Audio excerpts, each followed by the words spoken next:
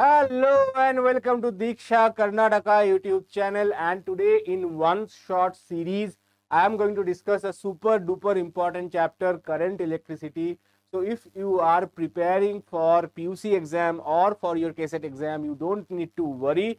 Everything related to current electricity we will teach over here in one shot, right? So don't go anywhere, and if you are feeling this video is very long, you can watch it at 2x speed. Also, if you have not yet subscribed to our channel, don't forget to subscribe. Subscriptions are important for us because that gives us motivation to make more videos. And obviously, please like this video if you find this video helpful for your preparation. Now let's start. So first we are looking at what are all the important topics, what you will learn at the end of this session. So you will learn about electric current, Ohm's law, resistance and resistivity, drift velocity, combination of cells, KCL and KVL in depth. Everything I am going to discuss in today's session, and hopefully after this session is over, every doubts, every questions that might come in your head will be resolved, right? So let's start with the first topic, that is electric current. Now what is electric current? So we so far in the last two chapters we have mainly discussed about static charges. Charges where static, they are having some electric field, they are having some electric potential, etc. Work done, okay, potential energy, force.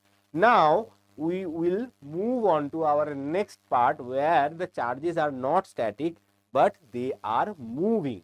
Okay, so if the charges are moving, they actually gives rise to electric current. So the net amount of charge Q flowing across the area in the forward direction in the time interval t, then the current is defined as I equals to Q upon T. Suppose we have, obviously for current we require only one thing, that is a conductor and we also need some source of electric field. Okay, suppose we have some electric field applied. Now that electric field can be applied, the major way to apply the electric field is using a potential difference, right? Electric field is difference in electric field is difference in potential divided by distance, right? The same way you can apply electric field by applying potential difference. And when you apply electric field, some charges, namely electrons, they move in the opposite direction of the electric field, and as they are moving in the opposite direction of the electric field, that gives rise to the electric current. Now if total amount of charge passing through the area in the normal direction is Q in time t, then electric current is given by Q upon T. That is the basic definition. Now electric current is a fundamental quantity. Fundamental quantity means the unit of electric current is not coulomb per second. Okay, coulomb per second, obviously charge is coulomb, time is second. So you might think that unit of electric current is coulomb per second. Actually no, the current itself is a fundamental quantity and its unit is ampere. A unit is ampere and its dimension is given by A third bracket. Okay, same symbol as unit to avoid confusion. So this is the dimension of the electric current and the unit is ampere, capital A. If you are writing AMP or complete ampere, then the A should be in small letter. Some students or some teachers write it as AMP, which is also represents ampere, but SI way of writing is capital A only. Okay, now this case is there when the charge is flowing, fixed amount of charge is flowing in a fixed amount of time. But if you are checking each interval, suppose 10 seconds interval, we are saying that 10 coulomb charge is flowing through the conductor. But if that amount of charge is not constant given a fixed interval of time, then what should I do? So every 10 seconds 10 coulomb is flowing, Q by T. But every 10 seconds, first 10 seconds say 10 coulomb, next 10 seconds say 5 coulomb, next 10 seconds say 15 coulomb, then the amount of charge flowing in each interval is not fixed, right? So in that case we cannot use this definition Q by T. We have to use more modern advanced definition and by this time you are well familiar with the differentiation. So currents are not always steady, and hence more generally we define the current as follows. Current equals to limit delta t tends to 0, delta q upon delta t, that is dq upon dt. So if the current is the charge is not fixed, it is variable charge. In such cases we use the definition of current as limit delta t tends to 0 for a very small interval, whatever charge is flowing through that conductor in that small interval, and then we basically write it in terms of differentiation. So if we know the relationship between current and charge, or say charge and time, we can find the current using differentiation only, right? So differentiation is very important to calculate the current. Now this is the modern class 12th definition. Obviously up to class 10th you are using this definition only. So this is our old attached definition. So whenever we say current, it always comes to our mind q upon t, which is also correct in most cases, but in practicality we have to use a modern definition, which is I is equal to dq upon dt. For example, the AC current that we use in our homes, AC current is not a steady current. Okay, AC current is varying 50 times every second. Every second 50 times it is varying between a plus value and a minus value. We will see that in our alternating current chapter. But yes, so that is also a current, and that is also a varying current. So in those cases the conventional definition will not work. But in most DC circuit, direct current related circuit, when one cell is there or two cells are there, so in those cases this definition is still valid. But when we are talking about alternating current or variable current, this definition is no longer valid, and you have to use the modern definition dq dt. Okay, based on this you might see some questions also. Now let's move on with electric current in conductors. Obviously we use conductors for electric current, and there are one more thing that we will discuss and see in future, which is called semiconductors. Electric charges experiences a force in the presence of external electric field. So as I mentioned, if you have a static charge, suppose there is a static charge q and plus q. If you have an electric field, say E, then the static charge will experience a force in the direction of the electric field. And if the charge is negative, say, if the charge is negative, minus q, in that case the charge will experience a force in the opposite direction of the electric field. Now what is that force? That force is given by q into E. So magnitude of that force is q into E. Okay, based on the direction, based on the sign of the charge, it can be in the direction of the electric field, it can be opposite to the direction of electric field. So these things we have studied in our first chapter. So if you still have any confusion regarding this, excuse me, you should go and revisit your first chapter once more. Electric charges experiences a force in the presence of external electric field. Electrons being negatively charged move opposite to the direction of the electric field. So electrons are the major contributor for the electric current to flow, okay, in a conductor, and that's why electrons always flow in the opposite direction of the electric current. Metals having large number of free electrons, these electrons accelerate in the presence of the external electric field. This gives rise to the electric current. So this is the basic reason behind the electric current. So here you can see that negatively charged electrons are moving in the opposite direction of electric field. Positive charges, they remain mostly stationary, their movement is very negligible, you can ignore that. Now one important point here, the direction of current, the original or conventional direction of current is taken actually in the direction of electric field only. So if you apply electric field in the conductor, say in this direction, the current is also said to be flowing in this direction, but actually the charges, that is the electrons, they flow in the opposite direction. Why is this? This is the reason. One reason is historical, that when the current was discovered, nothing was known about electrons and protons or the structure of atom, okay, and it was assumed that the only positive charges are flowing in the conductor in the direction of electric field, and that's why it was assumed that the direction of current is in the direction of electric field, okay. But later on, when the charges were discovered, okay, positive charges, negative charges, and it was realized that electrons are actually moving, not the protons, then it was too late. By that time, all the conventional books, theories, etc. were written and well established the fact that current is flowing from in the direction of electric field. That's why in still today also we have current in the direction of electric field only, assuming that positive charges are flowing. Even though positive charges do not flow, only electrons flow in the opposite direction of the electric field. Right? Clear? So there are a few things students want to know about why the direction of current is taken opposite to that of the electrons movement. This is the reason, mainly historical, and at that point of time we do not know about charges. Now let's move on with the most important law of this chapter, Ohm's law. This law has been repeated almost every year, either Ohm's law or state drawbacks of Ohm's law. Okay, so these are the two questions that being asked repeatedly year after year. So be prepared, this might be coming in your exam as well.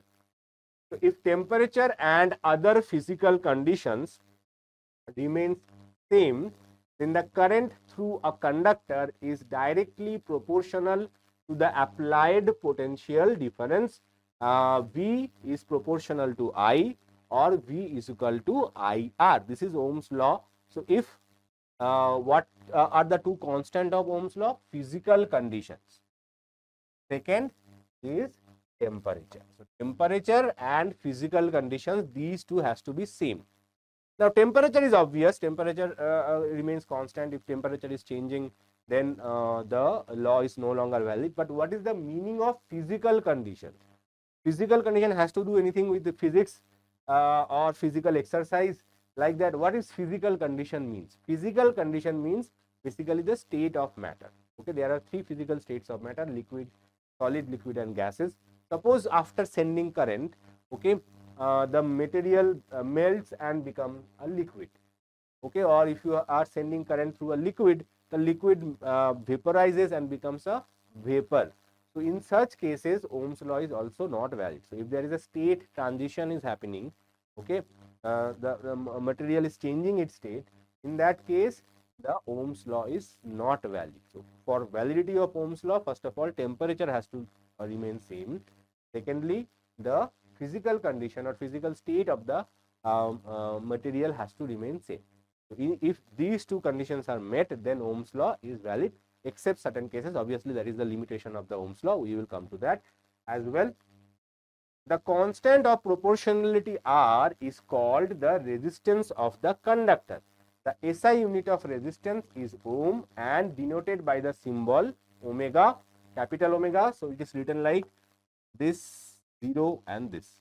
Okay, 0 is not completed, so it has like this. This is the symbol of resistance. It is called as omega.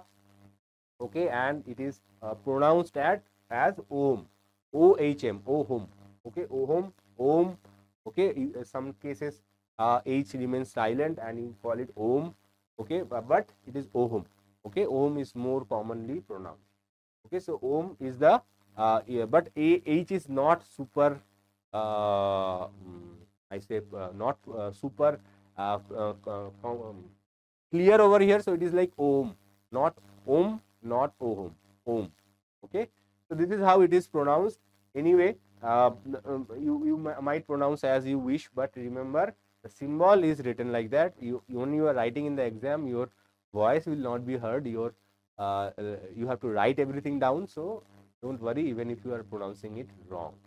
The resistance R not only depends on the material of the conductor, it also depends on the dimensions of the conductor. So let's see that. So resistance and resistivity. So resistance is directly proportional to the length of the conductor. So I will give you one example over here. Okay, what example? Suppose you are driving on a highway. Okay, the highway length is very long. Okay, you are driving on a highway, busy or not a highway, busy Bangalore traffic. Okay, those who live in Bangalore, they know it. If you don't, maybe you have visited in Bangalore, then you have seen it. Okay, busy Bangalore traffic. So to reach from one place to another, it takes say 10-kilometer distance takes more than 1 hour. Okay, so why it is so? Because the roads are narrow and there are a lot of traffic there. Okay, lot of traffic is present and it is very difficult for a car to navigate through the traffic to move forward, move fast. Okay, so this is your car, you are moving. Okay, in front there are a lot of cars there. So electrons, you can consider them like these cars. And if the road is narrow and long enough, okay, then it will take a very long time to reach from one place to another. Okay, because obviously you have to navigate through other cars present in the road.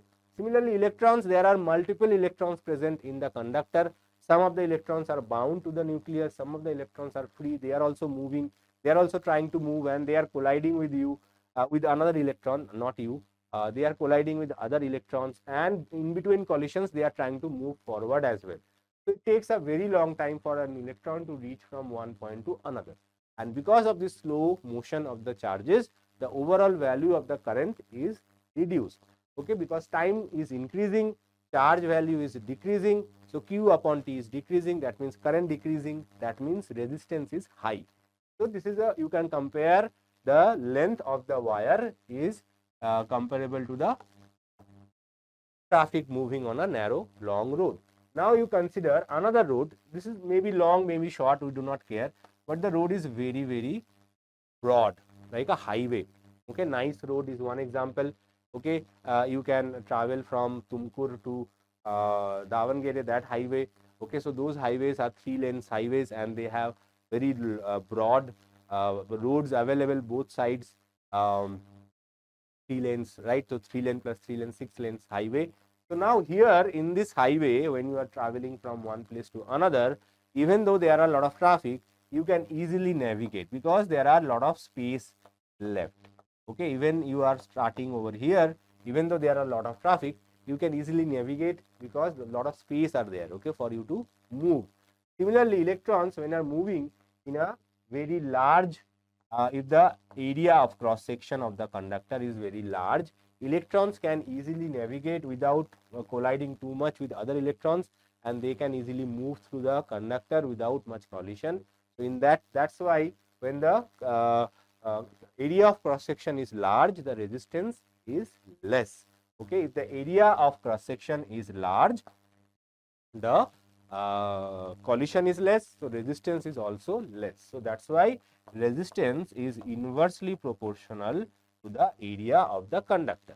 So longer the path, it takes more time. Okay, that is there. But if the road is broader, okay, that is the area is more, in that case it takes less time compared to a similar length wire having same length but smaller cross section. Okay, that is major reason.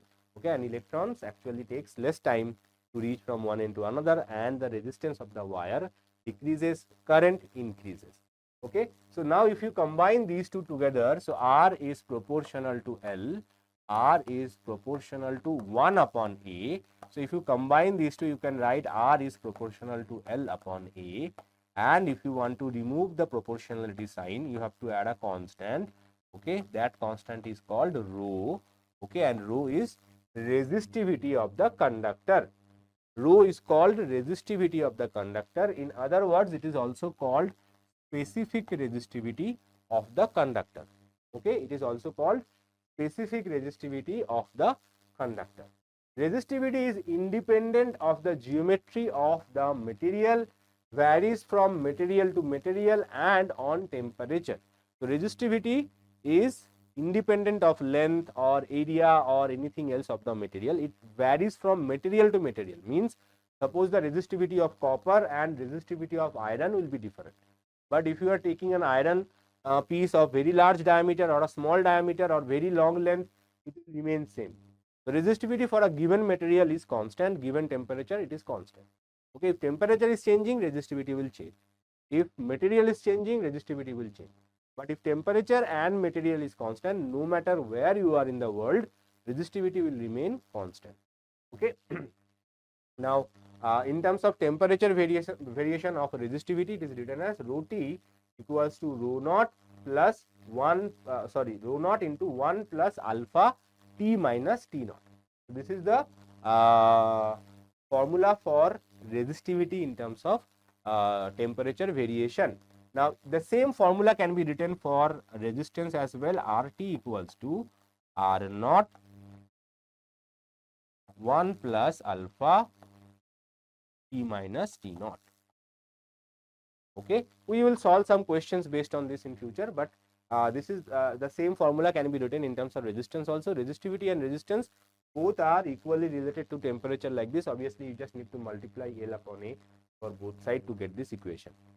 Okay, so resistivity and resistance, this is called temperature coefficient of resistance, temperature coefficient of resistance, temperature coefficient of resistivity, both are same quantity. This alpha quantity is same whether you calculate resistance, whether you calculate resistivity. Okay, in 99% cases we will calculate resistance, maybe 1% cases we may need to calculate resistivity as well. Okay, note, resistivity of materials increases with temperature. For semiconductors, resistivity decreases with temperature. There are a few alloys, nichrome, constantine, manganese, etc., whose resistivity changes is very small with the increase in temperature. Okay, so for conductors, so if you plot the graph, so based on this graph also we have seen one question. For conductor, suppose this is resistivity, this is temperature. Okay, this is temperature. I am writing capital T, which is obviously temperature. Let me write it temp. This is resistivity rho. Now, if you increase the temperature for a normal conductor, its resistivity increases. Resistivity increases like this conductor.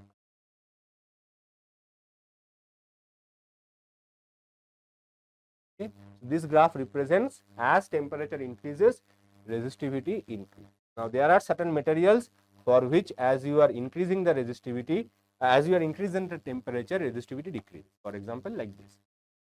These are called semiconductors.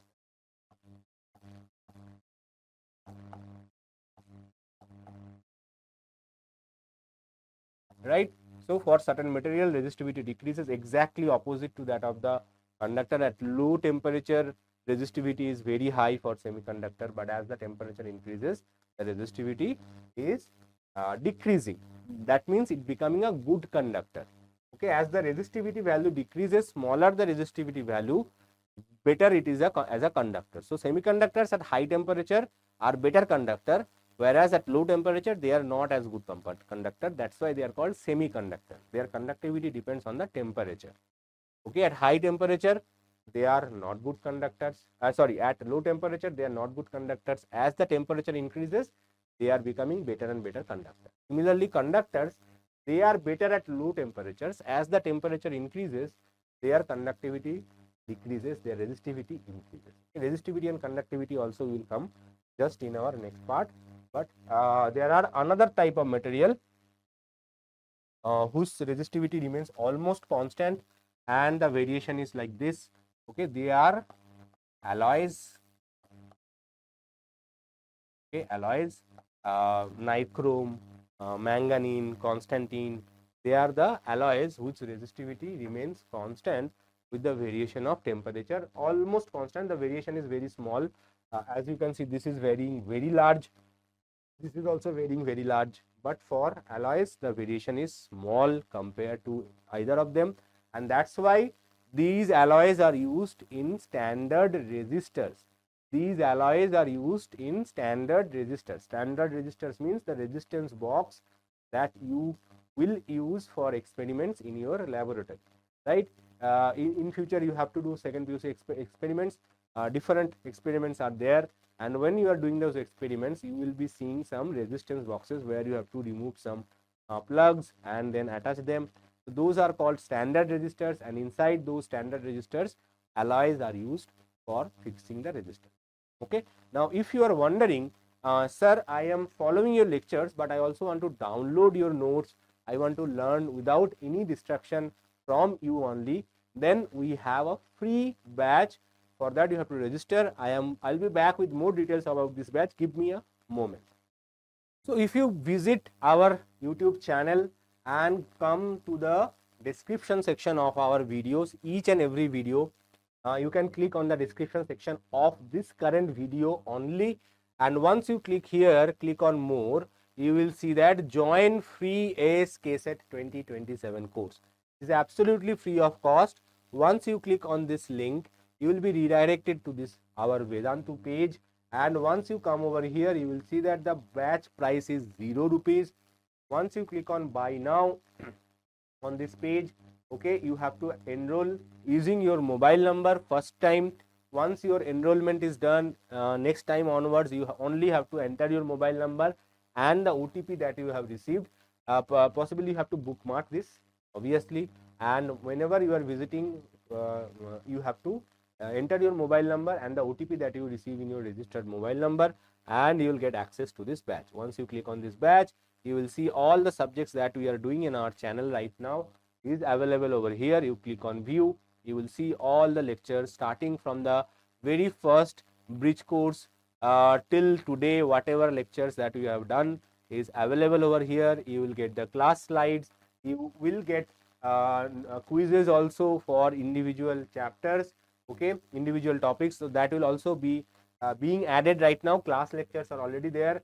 Quizzes will also be added in here, so you can practice more. Obviously, you know that more you practice, better you become with the theory as well.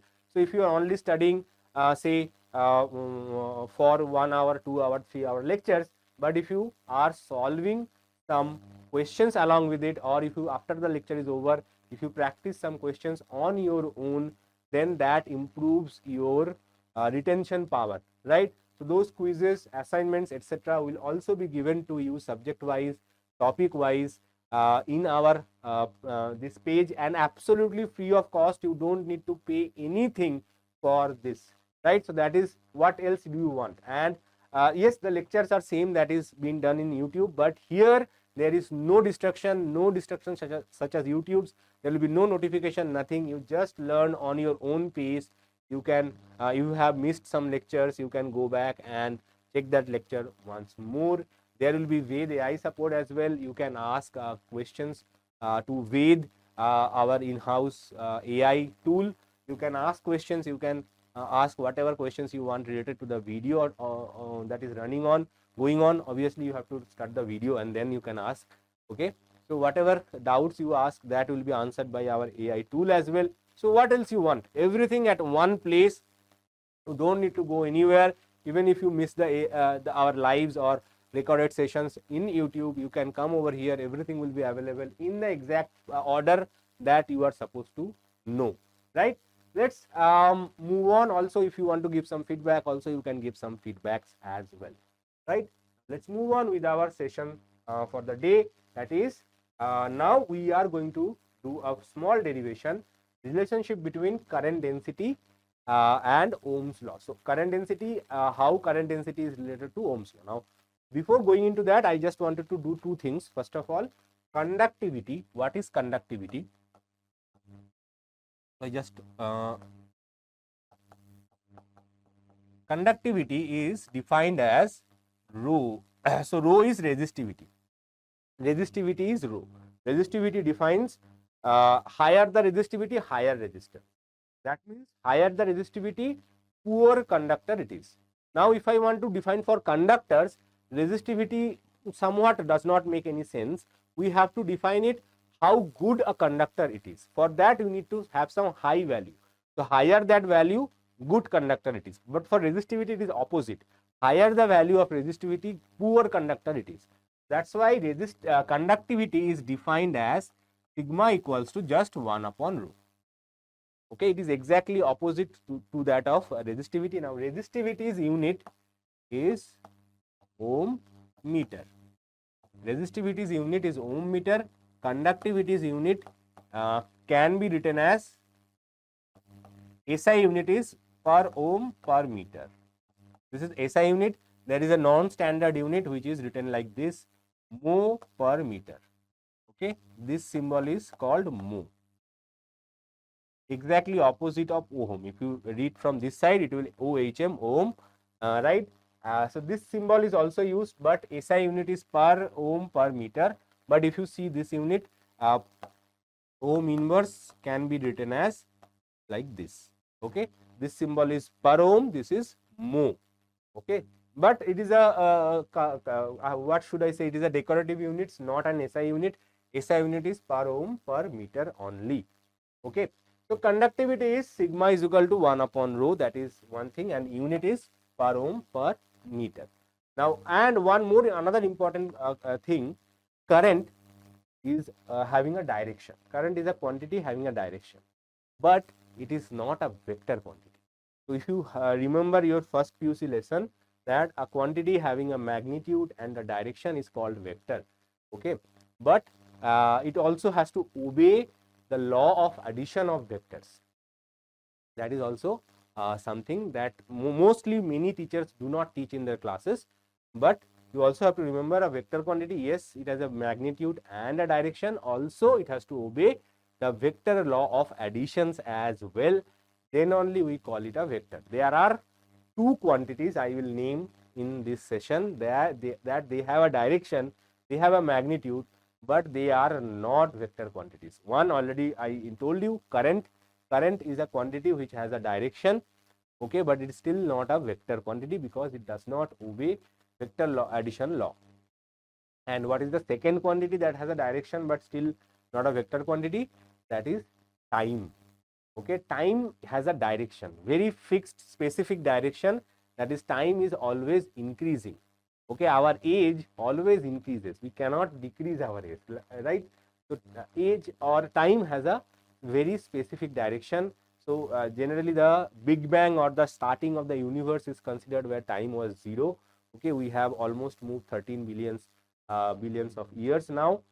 So this is the age of the universe, and the time has increasing since the big bang, right? So time has a very specific direction, but still it is not a vector quantity because it does not obey the law of vector addition, and you cannot go backwards, right, left is not possible, it is going only in one direction.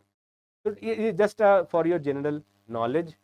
So current is also a quantity which has a direction, but it is not a vector quantity. But current, with current it is something interesting, is that current is involved in a lot of vector quantities. For example, electric field is a vector quantity, right?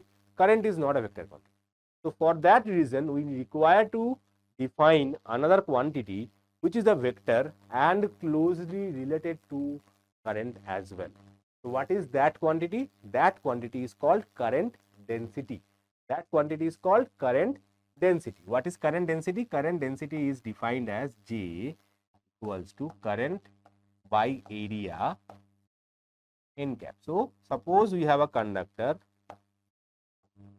through which some current is flowing, okay, and the cross sectional area is A, then current density is defined as I by A n cap.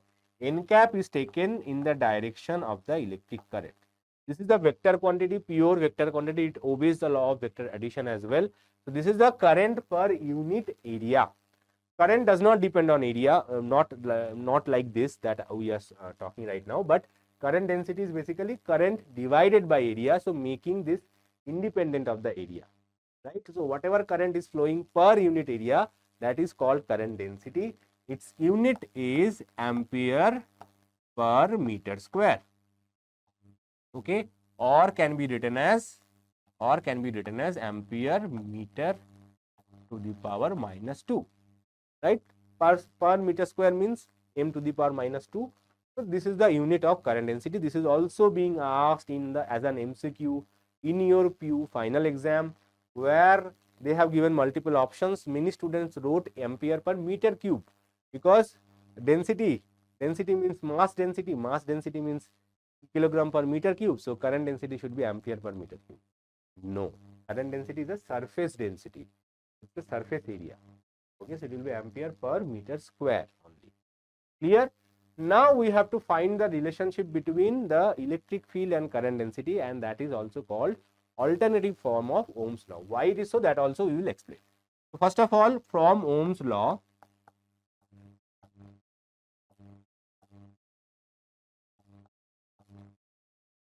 what we know? We know that V equals to I into R. Okay, also we know that R equals to rho L upon A, right? So now we have to put that value in this equation. We get V equals to I into rho L upon A. Now this next step you have to remember perfectly. Now you have to write V upon L equals to rho into I upon A. Okay, so what we have done, we have cross multiplied only this L to the other side. So that becomes, it was in multiplication on right hand side, it comes to left hand side and becomes division. Now V upon L, we have used this in the past as well. Here this V is the potential difference. Okay, so in the current electricity chapter, V refers to potential difference only, that is dV in terms of the previous chapter. In previous chapter, dV, delta V, that symbol we used for potential difference. In current electricity, wherever a V is coming, remember that represents the potential difference itself, because otherwise we also always have to write dV, delta V, dV, delta V. So to avoid that, in current electricity onwards, always V refers to the potential difference. Okay, so for moving charges, whenever charge is moving, it is always V represents always the potential difference. Okay, not individual point potential.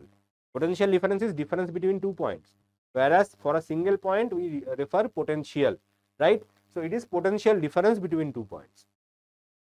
Clear? So V by L equals to rho I by A, right? Now V upon L is the electric field, right? Electric field is dV by dl. Here, as I mentioned, dV itself is V and L is the length of the wire. So V upon L is the electric field E vectorially, and that will be rho A vector. Okay, I by A is the current density. So electric field is given by rho J. So this is a basis of multiple MCQ question, this equation.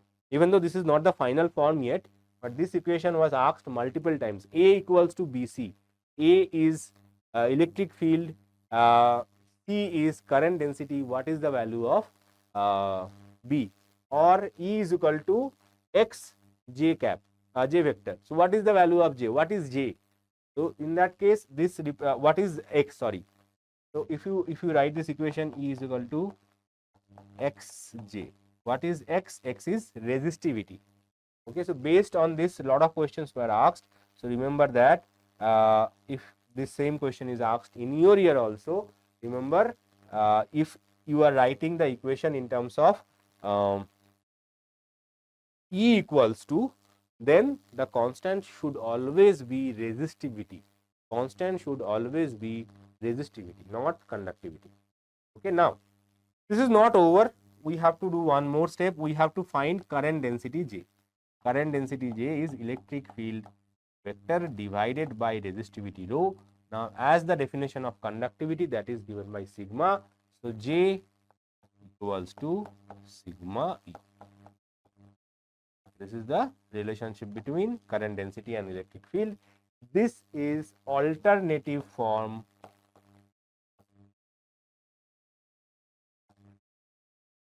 of Ohm's law.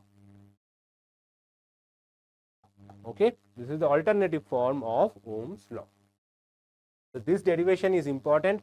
This derivation was asked in the past as a 2-3 marker question, 2 marker or 3 marker based on the paper. But yes, this can be asked in your year, in your midterm, maybe pre-board, maybe in the final also. So do practice it. Easy derivation, nothing, no rocket science. Only you have to start with V is equal to IR. Put the value of R, simplify it, you will get it. Right? Now let's move on with the question. Now here we are basically talking about something new concept through a question. Okay, so what is that? So here if you see that the electric current flowing through a given conductor varies. So current is not constant. Conductor varies with time as shown in the graph below. The number of free electrons which flow through a given cross section of the conductor in the time interval 0 less than equals to t less than equals to 20 second is. So here you have to find the charge that is flowing. Okay, not charge but number of free charges, number of free electrons. So first step, obviously, to find number of free electrons, you have to find the amount of or amount of current or amount of charge that is flowing. So remember, current is variable, it is IT graph is given. How to find charge? The easiest way to find charge is calculating the area under this graph. Only way to calculate the charge is to find the area under this graph. Okay, so area under this graph gives you the total charge. So this is area 1. Now here up to 20 second is being asked. 20 second means this is the boundary of 20 second. This is the boundary of 20 second, right? So you have to calculate this area, this underlying area to calculate the so this area you have to calculate. Now here two different areas are there. I think it is not visible. Let me use another color. Okay, so two areas you have to calculate, this one and this one. Now in your younger days, if a structure like this is given, you used to do, okay, this is a triangle, this is a triangle, this is a rectangle, so we can add the area of the triangle and rectangle and calculate its area. Now you have now moved on to class 12, so we will no longer use that. We will use that this is a trapezium. This shape is a trapezium shape. This is a rectangle shape. Okay, so we can directly calculate the area of a trapezium. What is the formula for area of a trapezium? Simply, it is very similar to that of triangle, but not exactly same. So area of a trapezium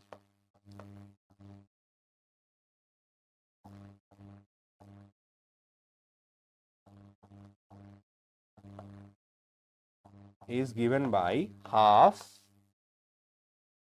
sum of the parallel sides into the distance. Okay, so here this is the parallel sides. Okay, you have to add these two. Okay, and then multiply with the distance and with the factor half. So for a triangle it is half base into height, but because for a trapezium it is two sides are parallel and there is a side which is perpendicular to both the parallel side, that is the distance arm. Okay, these are the parallel arms, this is the distance arm. So you have to add these two sides and then multiply with the base basically, and then multiply with the factor of half. That's it. So here what is the area? Let's see. So if you see that in the graph also, one more important point regarding the graph, if you see that this point is not given, so this is 0. If this point is given, we know this is the length, right? Similarly, this point is also not given, this is 0. So for this 0 to this will be the height, right? But how to find this height if the heights are not given?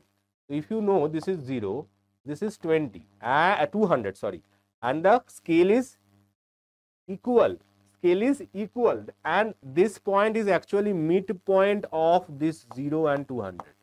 Okay, so if you see that one box, two boxes, so this is two boxes for 200. For one boxes it must be 100. Similarly, this is one box, two box, three boxes, right? So three squares are there. Three squares means this must be 300. Okay, so height of this arm is 100, height of this arm is 300. The distance between these two is 0 to 10. 0 to 10 means the distance is 10, right? So we just need to put that. Now another important part is the current is given in milliampere. So whatever we will calculate, we will get in terms of millicoulomb. Okay, the final answer will be based on millicoulomb. Okay, so first let us calculate the area of the trapezium, which is half 100 plus 300 into 10, right? Base is 10, so it will be half into 400 into 10. Okay, so it will be 200 into 10, that is 2000. 2000, and as we are calculating the area under IT graph, this will be millicoulomb. Will be millicoulomb. Now next, area of the rectangle, very simple. Area of the rectangle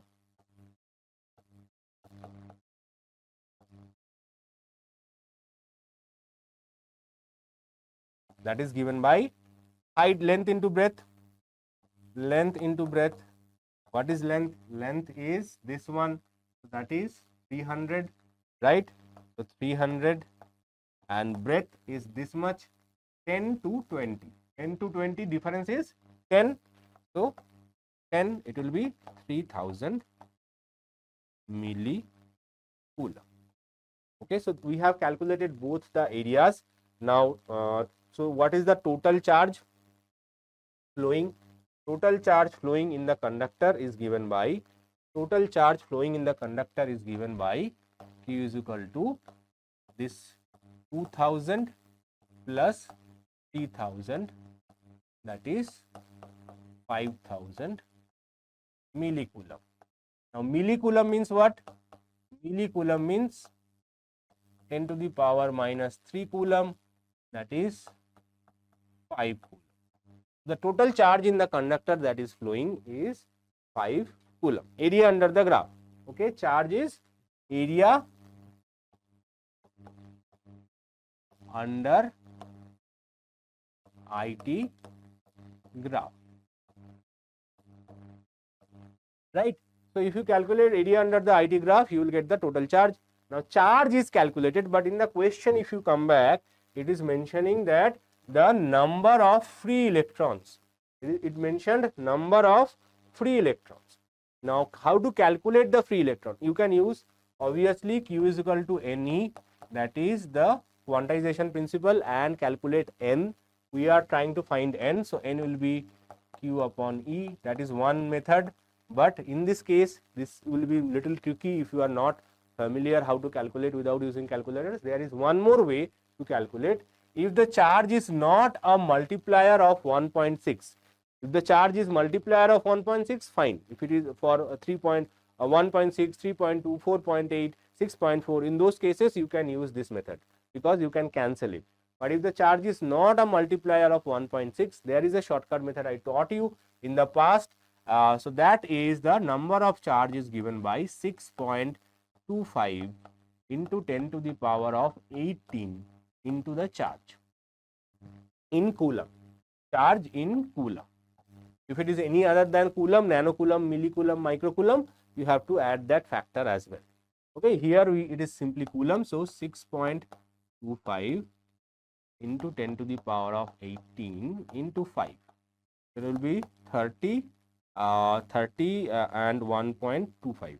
So 31.25 into 10 to the power of 18. This is the number of charges. Now you can adjust the decimal, so you will get 3.125 into 10 to the power of 90. So this is the number of charge particles that is moving per second, or total number of charge particles that is moving in this time interval. So correct answer is 3.125 into 10 to the power of 19. Okay, tricky question but solvable if you know how to solve it. Obviously I explained a lot, that's why it takes some time how to calculate areas, then adding them. Obviously calculating areas, if you know these formulas, it does not take much time. Okay, and if you know this shortcut, it also saves a lot of time for you to answer such questions. Next, this question I have already answered in previous part, right? So let's check. The same question was asked in KCET 2025, not so old, 1 year back, right? The variations of resistivity rho with absolute temperature T for 3 different materials X, Y, Z are shown in the graph below. Identify the materials X, Y, and Z. X is semiconductor. Oh, let's see. Okay, so there are basically three materials are there: semiconductor, nichrome, and copper. Okay, semiconductor, nichrome, and copper. Now, semiconductor is a general term. Nichrome is an alloy. Copper is a conductor.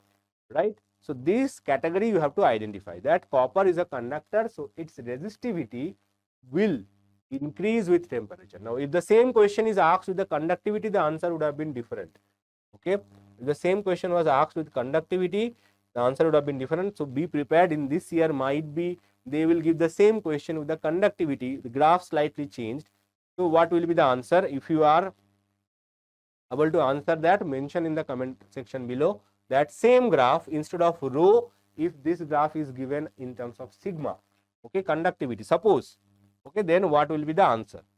That is a homework question for all of you to answer. Now, anyway, so here this is the resistivity rho, and we know that for conductors resistivity increases as you are increasing the temperature. The resistivity should increase, so this must be conductor. Conductor means copper. Okay, this is the conductor copper. Now, for an alloy such as nichrome, the resistivity remains almost constant. Variation is small. Okay, for high temperature it is increasing by small amount. So this must be alloy, that is nichrome. And for a material like semiconductor, its resistivity decreases with temperature. So this must be semiconductor. Okay, so X is copper, Y is nichrome, and Z is semiconductor. So option C is correct answer. Okay, copper, nichrome, semiconductor. Right. Now let's move on with another few questions, practice questions. Constantine wire used for making standard resistance because. So this is also I have discussed that why do we use Constantine or manganese or nichrome for standard resistances, because it basically negligible temperature coefficient of resistance. So as you are increasing the temperature, its resistivity remains almost constant. Okay, so negligible temperature coefficient of resistance, that means as you are increasing the temperature, its resistance remains constant. So no matter if you prepare it in Bangalore, you shift it to Shimoga, in high temperature of Shimoga, the resistance will remain same. Okay, or if you manufacture one during the winters in Delhi and shift it to summer of Chennai, okay, the resistance still would remain same, because obviously this it has to remain same, right? In winters in Delhi the temperature goes as low as 0 degrees. In summer in Chennai it goes as high as 45 degrees, right? So if you are transferring that device, or even in Delhi also, suppose you manufactured a device in winters in Delhi and you are operating the same device in the summer of Delhi, the temperature variation is very large in Delhi, right? So in winter it can go as low as 0 degree, and summer some locations it can go up to 50 degrees as well. Now last year report was very severe hot wave was going on in Delhi.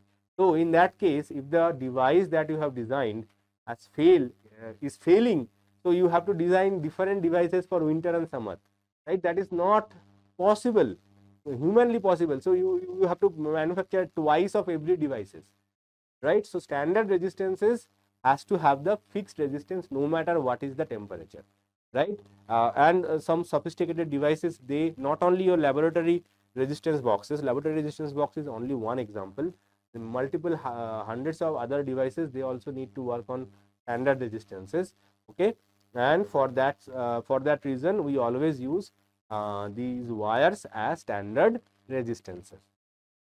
Okay, so negligible temperature coefficient of resistance is the reason that these alloys are used as standard resistances. In the equation AB equals to C, A is current density, C is electric field, then B is the question that I was talking about. So AB equals to C. So A is current density. So A is current density J. Okay, C is the electric field. Okay, C is the electric field. Okay, so what is the value of B? We know, so this is electric field. We know that J equals to sigma E, that is the standard equation, or E equals to J upon sigma, that is rho into J. So this B must be this rho. Okay, so this B must be rho, resistivity. Okay, so B is the resistivity of the conductor. Okay, it is not conductivity, it is not resistance, obviously not potential difference. This is the resistivity of the material. Before I continue any further, I just wanted to remind you that you can join our free batch. So how to join our free batch? You just need to go to the description section of this video, click on more, and here you will see that join free ACE KCET 2027 course now. Once you click on this link, you will be redirected to the page, and here you have to click on buy now with the 0 rupees. Okay, so it's a free batch. As promised, you don't have to pay anything. You just click on buy now, register yourself using your mobile number, email ID, etc. And once your registration is completed, you will get access to the course, and you will be basically coming over to this page. Just let me show you that as well. And once you land on that page, what you will get, you will basically get all the lectures that we are doing on our YouTube channel without any clutter. Also, the support of Ved AI is there. In here, you will get all the lectures, all the lecture notes as well. You can download the lecture notes from here.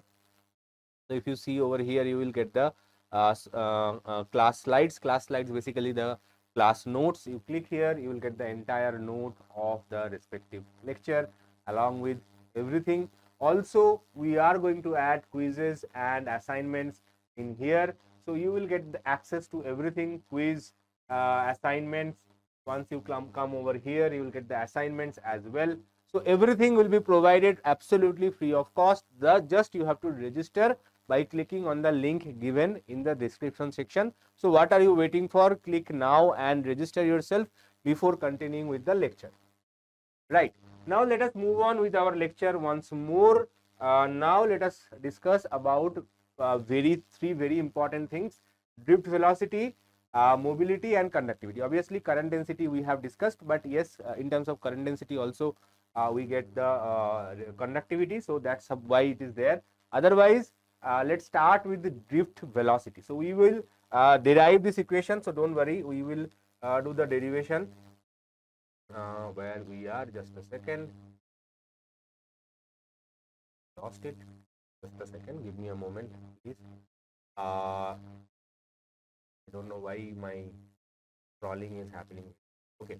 So now we are basically going to do the derivation of drift velocity.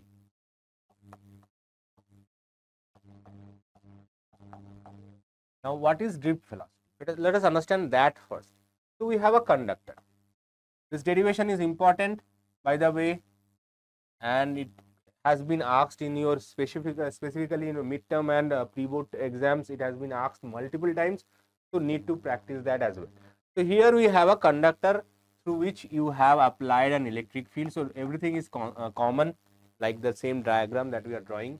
In here we have an electron, and it is moving in the opposite direction, right? Now, electrons are just like gases. They do not move in a straight line. They move in, basically they move initially when there is no electric field. Electrons move with the random motion. Okay, that is important part to understand. Electrons are moving in random motion. Now, why they are changing the direction? Because they are colliding with other electrons. They are colliding with other nucleuses present in the metal, right? So because of the collisions, electrons change their direction and randomly they are moving. If you take the average of this motion, it will come out to be 0. Okay, average velocity will come out to be 0, right? Now, when you apply the electric field,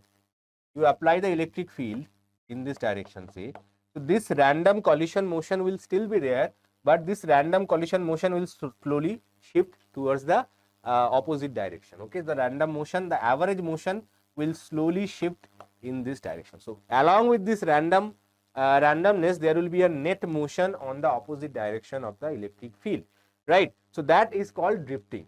So it will not abandon its complete random motion. Random motion will still be part of the motion, and within this random motion, it will still move towards the opposite direction of the electric field. Now, when the electrons are colliding with another electron, okay, so the time gap between two consecutive collision is called relaxation time. Okay, relaxation time, and if you take average of all the all such times, okay, and if you take the average of that, that is called average relaxation time. Okay, average relaxation time is denoted by the symbol tau. Okay, so relaxation time is the time gap between two consecutive collision, and when all the collisions are averaged, then we get the relaxation time, actual relaxation time or average relaxation time, that is denoted by the symbol tau. Tau represents average relaxation time, even though while saying we do not say average relaxation time, we generally say relaxation time.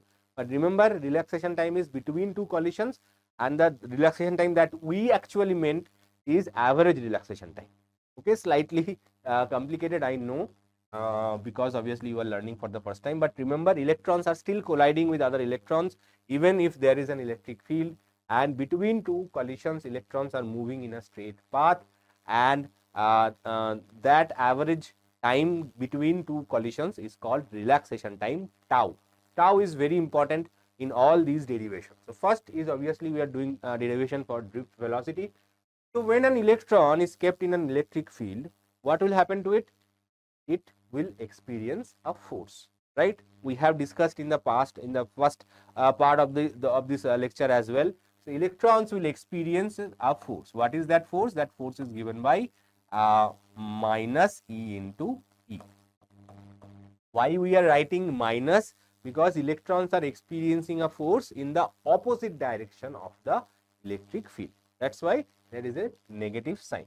So force is in the opposite direction of the electric field, to indicate that we have added a negative sign. Now, whenever there is a force, our great grandfather Sir Newton told us that if there is a father, there will be a ma as well, right? So father equals to ma, so F equals to ma.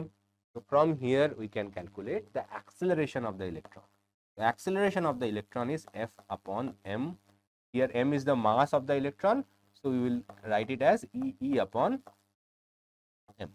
This is the acceleration of the electron. So acceleration is calculated. Now once you know the acceleration, you can calculate the velocity. That velocity is drift velocity. Now yes, drift velocity is basically the velocity between two collisions, right? The electrons are colliding with each other. So average time gap between two collision is tau, right? So the drift velocity or Vd given by, okay, the assuming the electron initially was average velocity initially was 0, so 0 plus at. V is equal to what equation we have used? V equals to u plus at, right? Now acceleration is known, time is given by tau. Okay, here time is the time gap between two consecutive collision. So drift velocity is given by minus E upon m into tau, that is Vd equals to minus E tau upon m. This is the expression for drift velocity. Okay, this is the expression for drift velocity. This derivation, as you can see, very small easy derivation, but still it can be asked as a 3-marker small derivation. Okay, now after that, so if you come back over here, you will see E upon m into tau. So small e capital E into tau. Now another derivation is there, that is current. Okay, what is current? So current is given by charge divided by time. Okay, charge divided by time. So if you consider a small time delta t, how much charge is being carried by the conductor? This derivation is not important, but yes, for concept you need to understand this derivation as well. Suppose the electrons are moving, okay, with the drift velocity Vd. This is the electric field you have applied.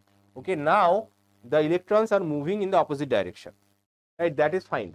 Now from now on we generally try to use the magnitude. For drift velocity we will not use magnitude, but otherwise we will use magnitude only. So current is given by Q upon delta t, or delta Q into delta t, whatever you want. If you wish, I will write delta Q over here, that is also fine. So in time delta t, if the delta Q amount of charge is flowing through a conductor, then current is delta Q upon delta t. Now what is delta Q? Delta Q is given by, what is delta Q? Q is the charge, right? So how many electrons are moving, that is important. Okay, one electron has a charge E, but that is not one electron is moving. When you apply electric field, there is a volume of free electrons. All free electrons are moving, right? There is not a single electron. In a conductor, there are multiple numbers of electrons. They all are moving with the same drift speed, right? Or drift velocity. So now, so when we say that only unit volume, in the unit volume of the metal, okay, suppose the number of electron is n, that is called number density of electron. This is number density of electrons. That means in unit volume, how many electrons are there?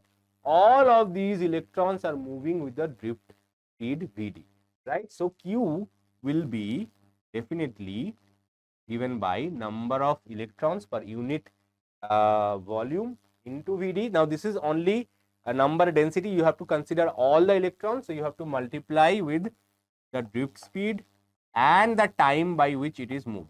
This is the length. Okay, by the length it has moved. So the electrons initially was here, and by the time they have moved over here. So this is the total amount number of electrons that has moved. So total number of electron is given by Ne Vd into delta T, right? So, and also you have to multiply with area. This is the volume. This is number of electrons per unit volume. This is the volume of the conductor itself. Okay, so this is the total number of electrons. Okay, let me write it like this. This will be easier for me, you to understand. So this is the total number of electrons that is moving. Each electron have a charge E. So total charge that is being flowing is this. Okay, so if you multiply the length and area, you get the volume. Okay, number density is per unit volume, but conductor is not restricted to unit volume only. Conductor has a lot more area, lot more volume. It can have a larger volume than unit volume as well, right? This is the number density. So remember from density, if I want to calculate the mass, how to do that? We have to multiply with the volume of the material, right?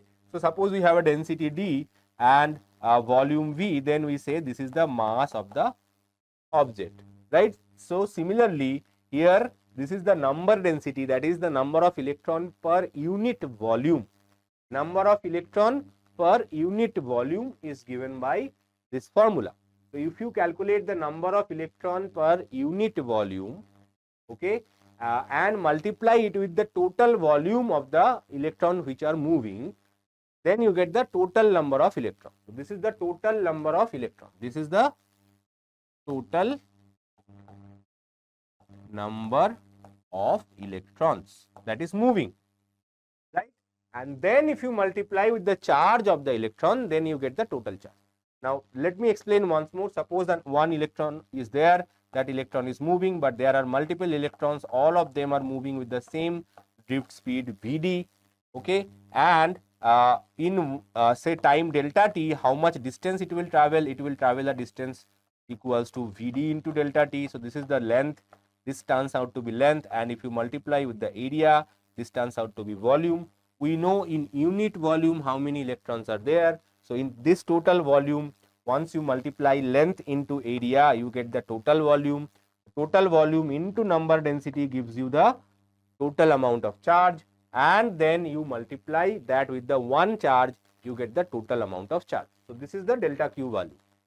Now what is the current? Current is I upon delta T. So I equals to, obviously, this E, let me write E only, not E minus. Okay, E minus refers electron, E is the charge of an electron. Okay, now let me write it, E into N Vd into delta T into area A divided by delta T. Delta T cancels, and we get I equals to NEA into Vd. This is the expression for current. This is the expression for current. Now they might say that starting with the expression for drift velocity, derive the equation of conductivity of the material. So expression for drift velocity is, so let me do that derivation as well. This is also very common. This is the 5-marker derivation. Starting with the expression of drift velocity. Drift velocity is minus small e capital E upon m into tau. This is the expression for drift velocity. Starting with this, you have to derive the conductivity. Now again, in the same way I have calculated I, you have to calculate I and show that I is equal to NEAVD. Okay, you have to show this. Without this, you will not be able to complete the derivation. Right now, let us organize it a little bit. I upon A equals to NE into VD. Now, for taking VD, we will use the magnitude of VD, because current is in the opposite direction of the drift velocity, right? That's why magnitude is being used. Don't worry why we are writing magnitude over here, because current is flowing in this direction where drift speed is in the opposite direction. So we must take the magnitude to fix the direction problem. Okay, so A is now divided on this side. Okay, so into VD is E upon m into tau. Right, this is the expression for drift velocity. Now what? Now I upon A is called current density. We have seen that current density is I upon A. So we will replace that over here. So J equals to multiply NE square upon m into E into tau. Right? So N E square upon m into E into tau. Now we know that J equals to sigma E from Ohm's law, alternative form of Ohm's law. So if we can write this like that, NE square tau upon m into E. Okay, so from comparing equation 1 and equation 2, we can write sigma must be equals to NE square tau upon m. This is the expression for conductivity of the material. So these derivations, both derivations are important. This is a 5-marker derivation. Obviously, here you have to start from here, but this derivation is part of it. Okay, this derivation is part of that derivation. You generally cannot start with any VD unless that derivation is already there in the question paper itself. That will not be the case. So you have to start with this, so that I is equal to NE VD, and then from there you do this derivation. Okay, so this derivation you cannot assume. You have to show this I is equal to NE VD derivation, and there you have to show how sigma is equal to NE square tau upon m. Okay, now another quantity which we have to discuss is mobility. Mobility is defined as drift velocity per unit electric field. Okay, mobility is drift velocity per unit electric field. Okay, so if you take drift velocity and divide it by the electric field, you will get the mobility. Mobility defines how fast an electron can move when for unit electric field. Okay, so for suppose you have applied 1 Newton per Coulomb electric field, how fast an electron can move, that is called its mobility. Okay, and its unit of mobility is given by drift speed. By the way, drift velocity, drift speed, it is a speed or velocity, so its unit is meter per second. Okay, its speed is meter per second. So mobility's unit is given by meter per second divided by Newton per Coulomb. This is 1 unit. So this is Coulomb meter by Newton second. This is the 1 unit. You can use another unit which is meter per second divided by volt per meter. So it will be meter square by volt second. This is another second unit. Now why I am stressing on these two units? Because in the exam, suppose they have given you this option. Which of the following correctly represents the unit of mobility, electrical mobility? So you have to identify V square upon volt second, m square upon volt second. This is also unit of mobility. Okay, This is also unit of mobility. I wrote it small v, it will be capital. Okay, capital V per meter. Volt per meter is also unit of electric field. Electric field has two units. Obviously, dimensionally same. Volt per meter or Newton per coulomb, both are same units, but when we write, that is the point of giving you MCQ questions. So please remember that meter square per volt second as well as coulomb meter per Newton second, both are unit of mobility. Okay, sometimes obviously we will write it as meter square, volt inverse, second inverse. Okay, or here we can write coulomb meter, coulomb Newton minus 1, second minus 1. This is also unit of mobility, right? But based on question, whatever unit is given, you have to identify them and identify the correct unit properly. I am not asking you to remember them. That's why I told you what is the drift speed unit, what is electric field, and based on that you can do this small calculation in the exam hall itself. Other than remembering all these complicated units, if you remember it is VD upon E, that is much easier for you to find the unit. Sometimes in a 2-marker question, they will ask what is drift speed, what is mobility, mention its SI unit. You can mention any one of the units. Okay, now let's move on. Limitations of Ohm's law. So limitations of Ohm's law are super important. So Ohm's law mostly we have completed. Now let us look into the limitations. V ceases to be proportional to I at very high and low temperatures. Okay, before going to that, just one more addition I want to show over here is that the graph of Ohm's law. Graph of V versus I. V versus I graph. Okay, so when according to Ohm's law, V is proportional to I or V is equals to IR, right? So this is the equation same as Y is equal to mx. Y is equal to mx, right? So what is this equation? This is the equation of a straight line. This is the equation of a straight line.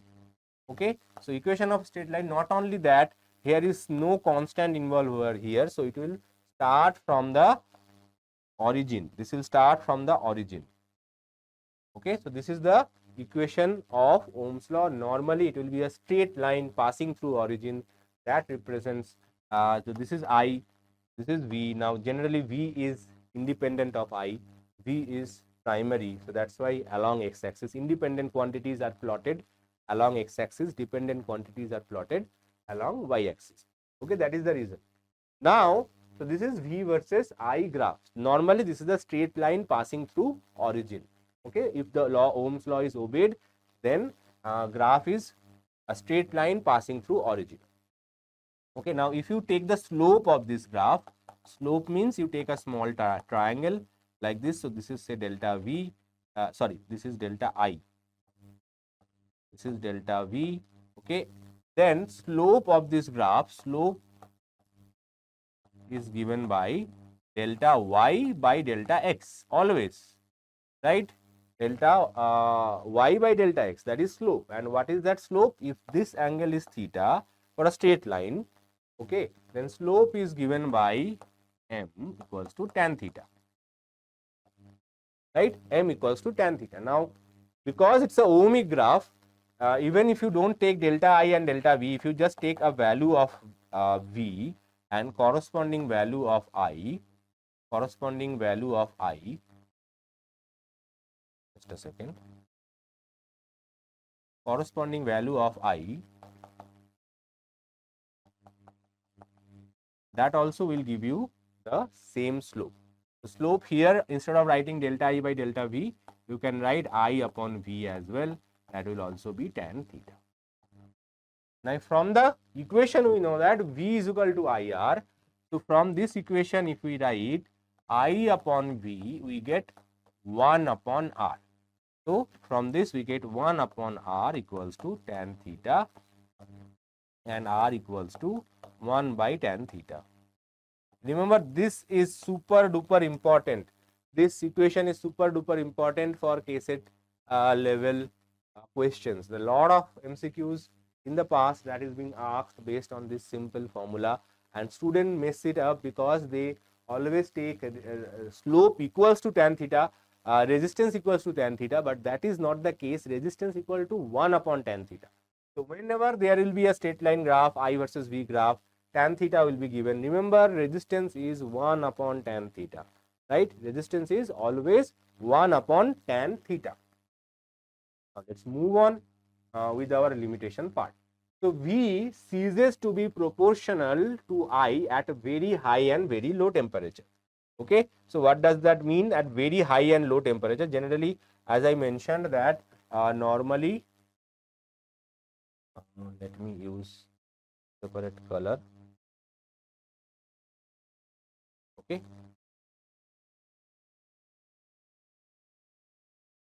Okay, so this is a y-axis, and then we have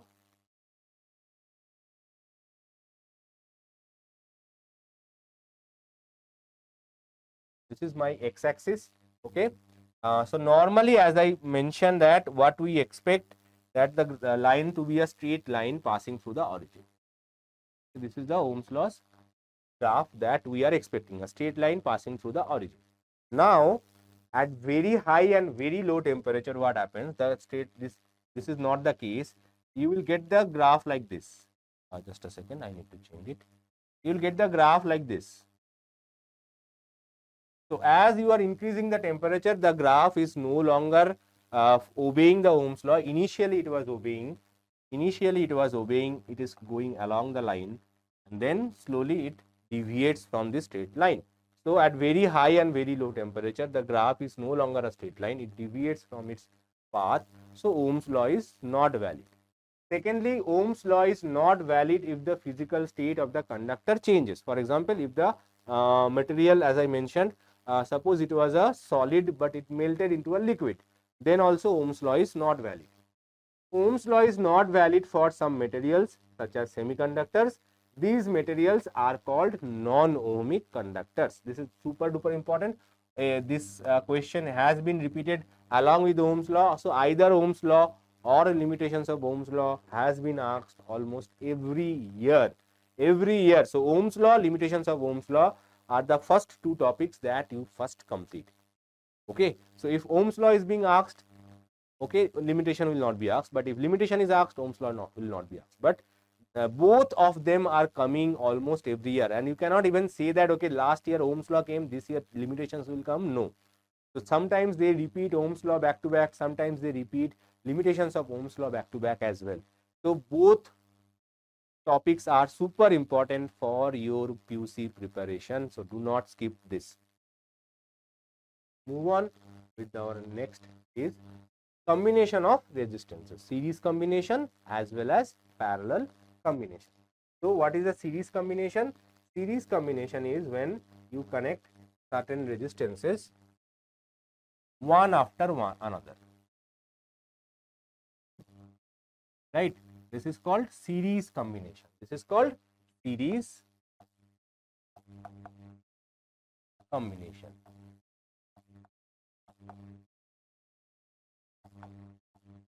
This is called series combination. Okay. Now, suppose here we have three resistances R1, R2. For exam purpose and derivation, we do not require third resistance, but generally there can be 3, 4, 5, 6, does not matter. Okay, we will start the derivation with two resistors only. Later, we will generalize it for multiple resistors. Okay, so two resistors R1 and R2, they are connected in series like this. Okay, here we have a battery. Okay,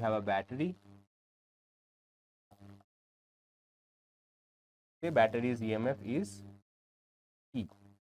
Suppose, okay, you can write V also for this chapter, does not matter.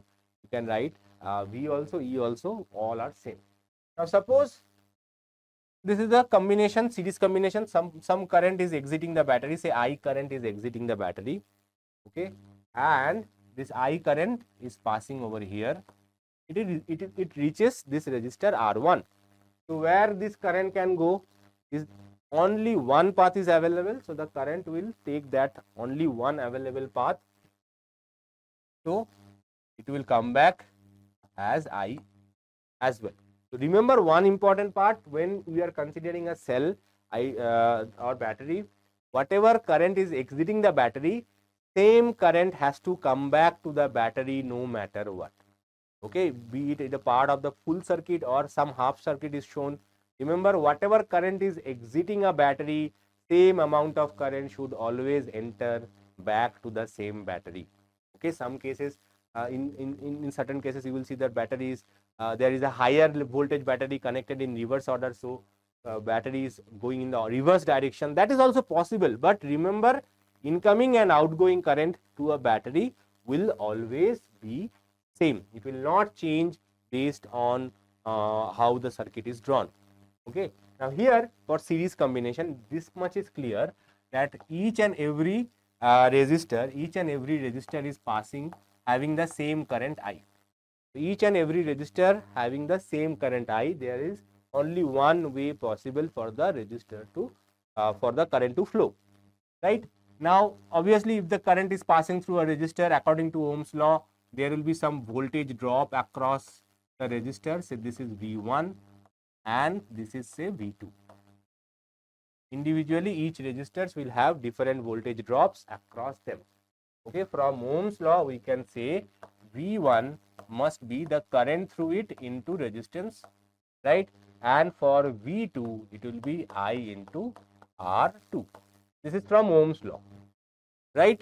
Now from conservation of energy, the voltage drop across the resistors should be same as the EMF of the cell, because there is no other way to dissipate that energy. So whatever voltage that you have applied across them, the same voltage will be distributed among the resistors. Now as I mentioned, instead of writing E now, let me write it V for now. So total voltage V, that is supply voltage, must be equals to V1 plus V2. Supply voltage must be V1 plus V2. Now instead of having two resistors, if you replace them by one single resistor, okay, so that everything else remains unchanged. That means the current from the battery, current through the resistance, okay, potential of the battery, everything remains unchanged. Then this resistor is called equivalent resistance.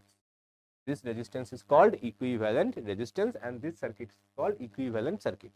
So where we actually require, or we actually designing this circuit, but due to certain limitations we will not be able to get this circuit directly, so we have to use multiple resistors to reach this circuit.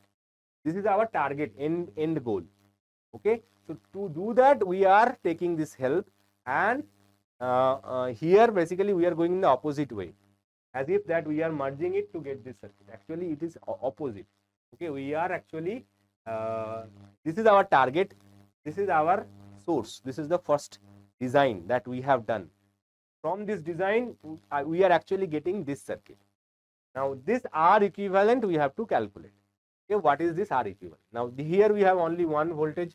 Entirety of the voltage must be deposited across this resistance, otherwise resistance will burn. Resistance is not burning, so entire voltage of the cell is transferring into the equivalent resistance. So again from Ohm's law we can write V is equal to I into R equivalent. This is my equation number 1, this is my equation number 2. So comparing equation 1 and 2, I can write I into R equivalent equals to V1 plus V2, or I into R equivalent equals to I into R1 plus I into R2. Now I is common, so R equivalent equals to R1 plus R2. This is the equivalent resistance of two resistors in series. Okay, generalize, if you generalize it, so generally R equivalent can be written as R1 plus R2 plus R3 plus dot dot dot. Okay, so here the resistance always increases, right? So if you see that, because it's just simple addition, resistance always increases. So R equivalent is greater than the resistance which is high. highest resistance of the combination. Okay, suppose 2, 3, 5 are connected in series. 5 is the highest resistance, right? But the equivalent resistance will be 8 ohm. 8 is always greater than 5, right? So R equivalent is always higher than the highest resistance in series combination. Okay, so whatever in the components of these resistors, whoever has the highest value, the equivalent resistance will be higher than that value, okay, because it's always addition, right? Now another important part about this equivalent resistance is that if all the resistances are same value, if all of them have the same value, okay, say equal or identical resistances are connected in series, and that value is say given by R, then if you add all of them, you get the equivalent resistance to be R plus R plus R plus R plus R plus, that is to N into R. Okay, this can be handy in certain numerical questions. Okay, so if all of the resistors are having same resistances, then their equivalent resistance will be N into R. Okay, clear? Now next is parallel combination. Next is parallel combination. Now what is parallel combination? Parallel combination is basically, as the name suggests, it appears to be two parallel lines. Okay, again we are using only two resistors, not more than two. Okay, if the derivation comes, they will say for two resistors, find the equivalent resistance when two resistors are connected in parallel. Okay, they will not give you more than two resistors. Okay, let me redraw it. My drawing is not good. Okay.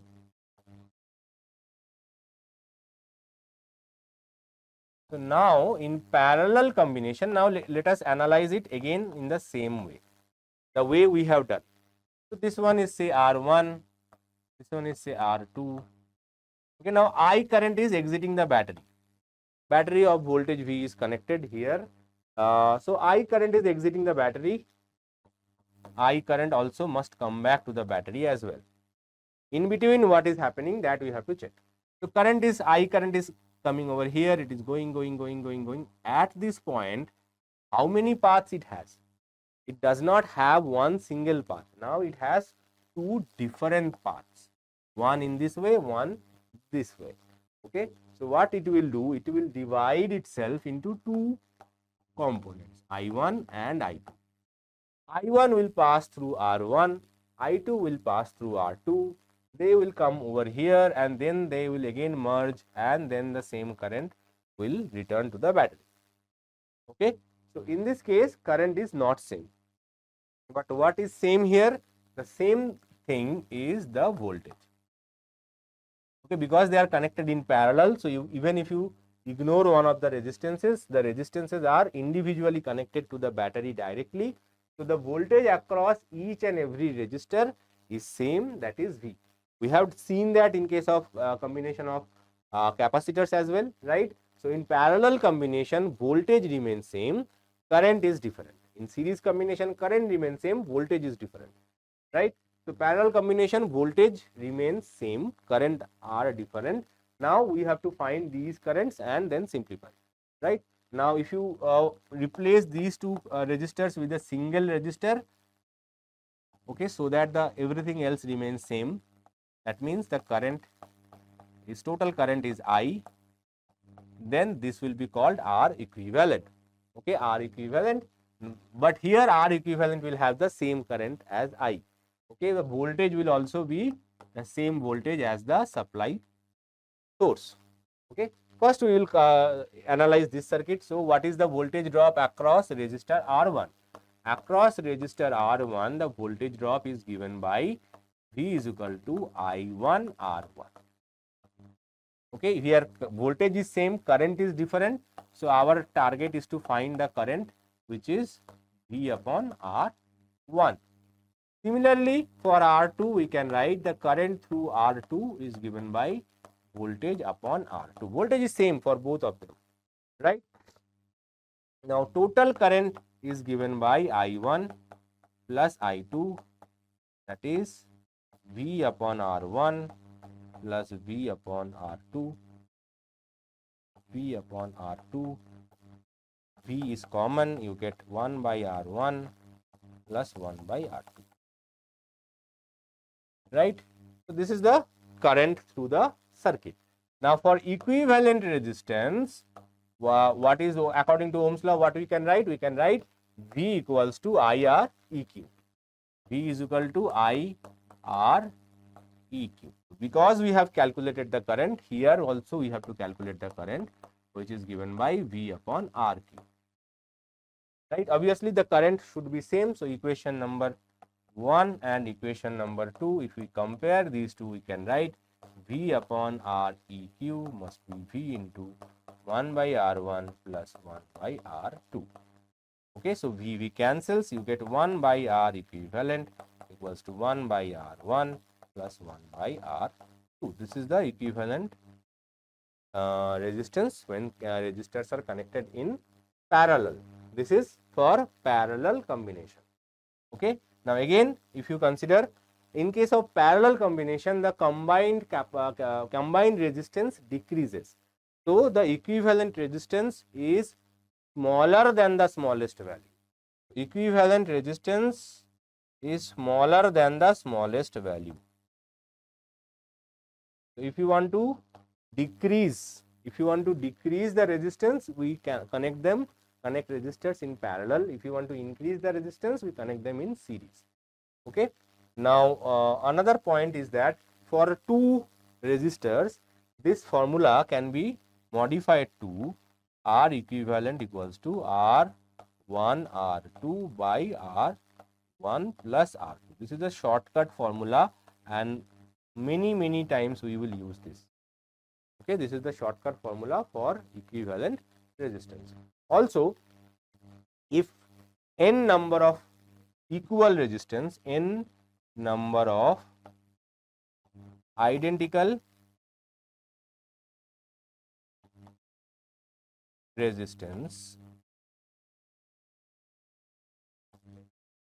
connected in parallel,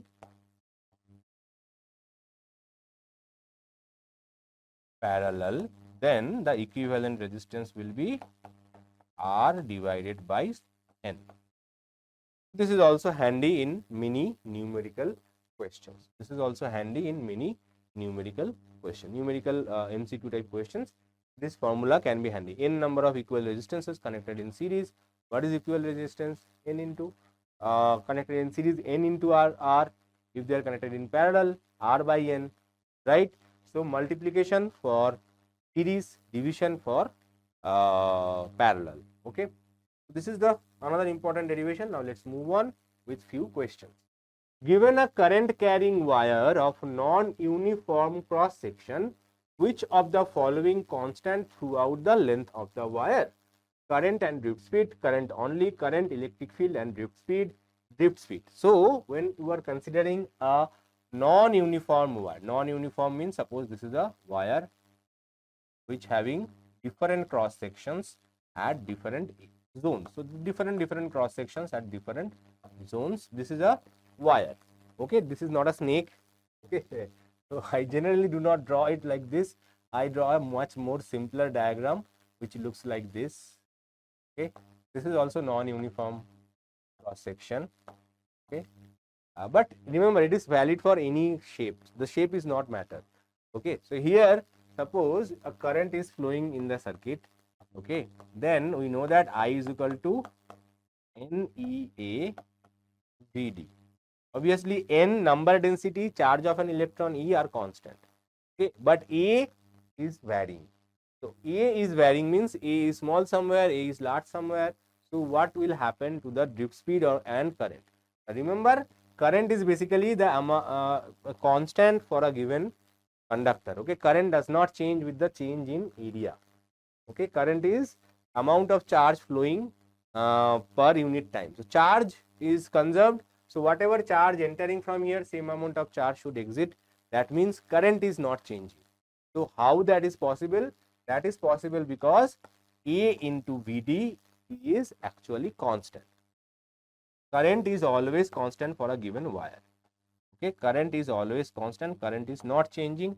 neither increasing nor decreasing based on its area, surface area. Okay, so A into Vd is constant. A into Vd is constant. It is same as continuity equation in your PUC1, a pipe of different cross section through which water was flowing. Okay, and we said that the area of the cross section into velocity of water is constant. Same here as well, area into drift speed of electron is a constant. That means drift speed is inversely proportional to area. Drift speed is inversely proportional to area. So, larger the area, smaller its drift speed, smaller the area, larger is drift speed. So, in this particular case, suppose this is side A, this is side B. Okay, this has a drift speed say VA, this side has a drift speed say VB, then definitely VB must be smaller than VA. Okay, because the area of A is smaller, so drift speed should be larger. Okay, area of B is greater, so drift speed of B must be smaller. Inverse proportionality. Higher area, smaller drift speed. Okay, so only which quantity is constant? The constant quantity is current only. Current is only constant, drift speed is not constant. Drift speed is changing from point to point. Let's move on. Another question. A charged particle is moving in an electric field 3 into 10 to the power of minus 10 volt per meter with mobility 2.5 into 10 to the power of 6 meter square per volt second. Its drift speed is. So, electric speed is given, mobility is given, they are asking you drift speed. Do not ignore this question thinking so much complications. Actually, it is easy. Mobility is defined as drift speed per unit electric field. So, drift speed is electric field into mu. Electric field is given by 3 into 10 to the power of 10 minus 10, and mu is given by 2.5 into 10 to the power of 6. So, once you multiply, you get 7.5 into 10 to the power of minus 4. So, correct answer is 7.5 into 10 to the power of minus 4 meter per second. Okay. Another two questions. Now, this is from PU questions. Previous questions were from KCET. These are from your PU. Okay, either previous year papers or from question bank. It has been taken. The drift velocity of electrons is due to motion of conduction electrons due to random collisions, motion of conduction electrons due to electric field E, repulsion due to conduction electrons due to inner electrons of ions, collision of conduction electrons with each other. So, electrons are always colliding with each other and their net effect is 0. Drift speed arises only when you are applying an external electric field. So, drift speed is only when you are applying an external electric field. So, drift speed is due to conduction electrons due to electric field. Conduction electron is obviously the electrons which are conducting the outermost shell, the outermost orbit, whatever electrons are moving, that is called conduction electron. Okay. Now, Ohm's law is valid when the temperature of the conductor is very low, very high, constant, varying. So, Ohm's law is valid when the temperature of the conductor is constant. That is one of the conditions for Ohm's law, right? So, condition for Ohm's law is what? The state has to be constant, the physical state, and temperature needs to be constant. So, here temperature needs to be constant. Okay. Now, let us move on to the next topic, which is electrical energy and power. Okay. So, let us understand this as well. What is electrical energy? So, when there is a, say, we have switched on a light, the light glows. We have switched on a fan, the fan rotates. We have switched on AC, the AC is cooling the room. Okay. So, what is happening here? So, basically the electrical energy is getting converted into different forms of energy. Okay. And doing some work, and because of that work, different things are happening. Okay. So, electricity is a form of energy. Okay, so there are a few natural form of energy. So electricity is one of them, and basically electric energy is converted into different other forms of energy. Here we are basically using a normal standard resistor, okay, and we are applying some current through the resistor. Okay, resistor is being registered. What it will do?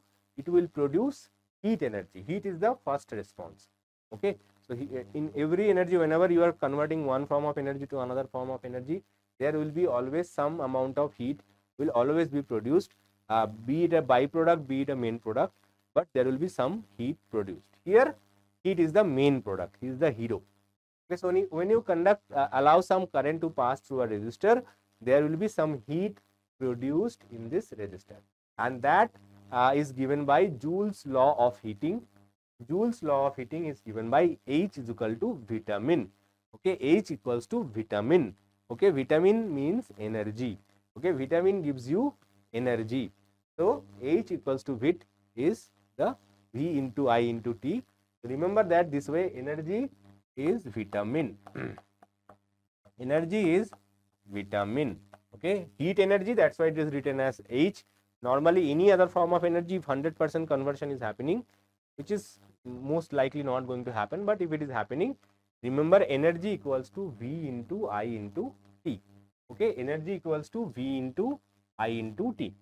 Okay, now now let us move on to electrical power. What is power? So whenever there is an energy is related, energy is there, there should be some associated power should also be there. What is power?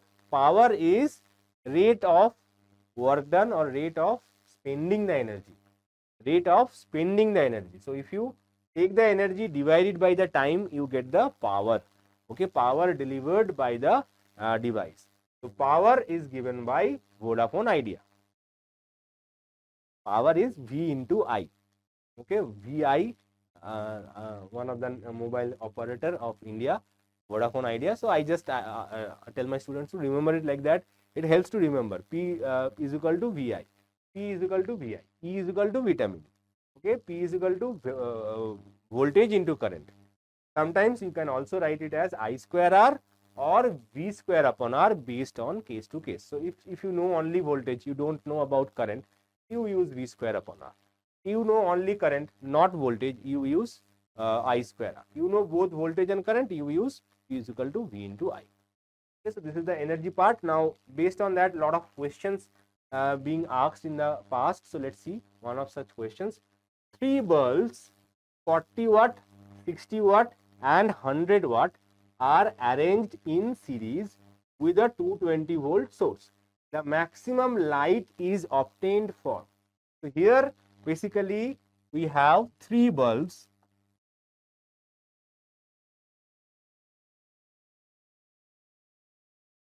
They are all connected in series.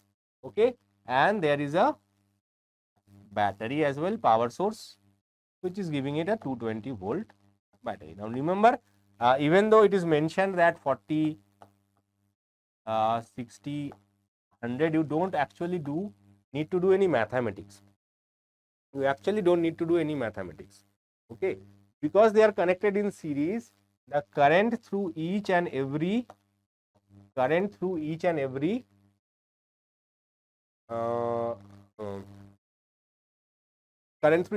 bulb should be constant, I.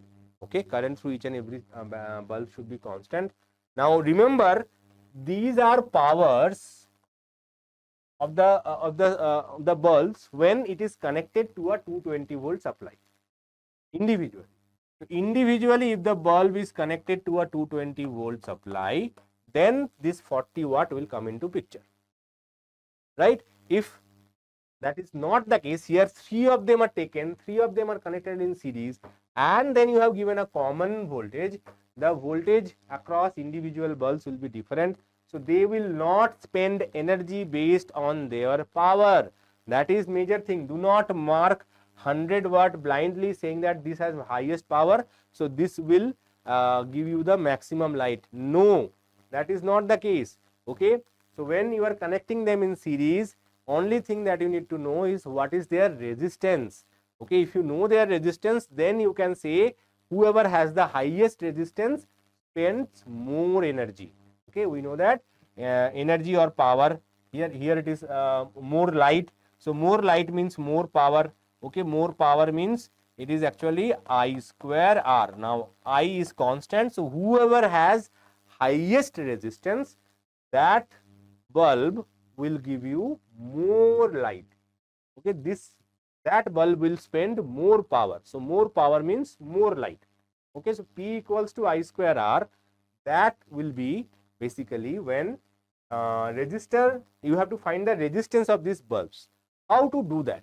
For that we will be using our another formula, power equals to Vodafone Idea. Right? No, not Vodafone Idea, sorry. Power equals to V square upon R. Power equals to V square upon R. So now as I mentioned, this 40 watt, 60 watt, 100 watt, they burn this much amount of energy only when they are connected across 220 volt supply.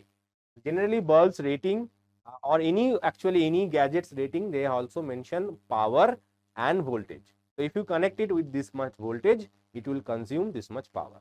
Okay, if the voltage fluctuates, the power consumption will also change, right? So that's why it is very, very important to note that even though the powers are mentioned, the voltages has to be same.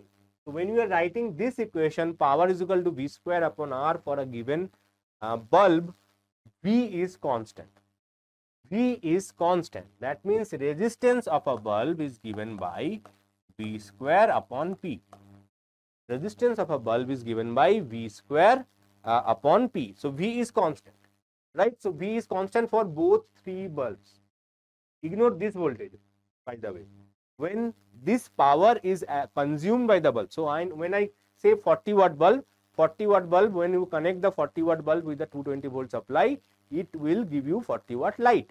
So when you say 60 watt bulb, when you connect this 60 watt bulb to a 220 volt supply, it will give you 60 watt of light. Similarly, 100 watt bulb, when you connect to a 220 volt supply, it will give you 100 watt of light. But here they are not being connected to 220 volt individually, but they are connected to 220 volt together. So that means the principle normally that is applied to all of them is not applicable. That means we have to find their resistance. So resistance is inversely proportional to the power. Resistance is inversely proportional to the power. So whoever have smaller power have higher resistance. Whoever has higher power, that bulb has smaller resistance, right? So 1 upon 40 is bigger than 1 upon 100. That means the resistance of 40 is bigger than resistance of 60 and it is bigger than resistance of 100, right? Because resistance is inversely proportional to power. Resistance is inversely proportional to power when voltage is fixed. So in this case, who has the highest resistance? This one has the highest resistance and power consumed by it given by I square R. So who will blow the brightest? The 40 watt bulb will blow the brightest. Okay, so the maximum light is obtained from 40 watt bulb, not 60 watt, not 100 watt, and neither all of them will give the same light. Very interesting, very intelligent question. So make sure you analyze it before answering, because the power rating of a bulb is always when the voltage is given constant. Now power rating, as I mentioned, for a bulb is given by R is equal to V square upon P. Okay, I is given by P upon V. So same power formula, power is equal to V into I, or power is equal to V square upon R. Mostly for a bulb it will be mentioned say 100 watt, 220 volt. Okay, this is the power rating of a bulb. Now nowadays we do not use the incandescent bulb, we use LED bulbs. LED bulbs say 15 watt, 220 volt. Okay, but for that the values will be very small. So in the exam generally they give the old 100 watt, 200 watt bulbs. Okay, 60 watt, 40 watt bulbs. 40 watt means nowadays the pipe light that is being used. Okay, those are cylindrical lamps that is used in our homes. They are 40 watts. Okay, the normal LEDs, they are 15 watt, 9 watt, even 6 watt bulbs are also there. Okay, anyway, So whenever a power rating of a bulb is given, it will always be mentioned the power as well as the voltage. Okay, so that means these two equations are the major thing. In some cases we need to calculate resistance, in some cases we need to calculate the current as well. Now let's move on with the next topic, electric cells, combination of cells. So what is an electric cell? Before I just start electric cell series and parallel, just want to remind you, electric cell is a device which converts chemical energy into electrical energy. Okay, so no matter whether you are using the small battery or a large battery like inverters, right, inside the inverter there is a battery as well. So no matter what device you are using, it is a device which is converting chemical energy into electrical energy, and that's it. Now those cells can be connected in series or in parallel based on our requirement. So if you want to increase the voltage, we connect them in series. For example, inside your remote control, they are connected in series. So if you see that in your remote control, the batteries are connected in reverse order. So if you just check your remote control, you will see that battery is connected positive, negative, and then opposite to that, negative, positive. So they are connected like this. Okay, so this is one point, this is another point. So this is positive side, this is negative side. They are connected actually in series, even though they are for space constraint, it appears that they are connected in parallel. Actually, they are connected in series. Okay, so we require 3 volt to operate a remote control. That's why 2 cells of 1.5 volts are used.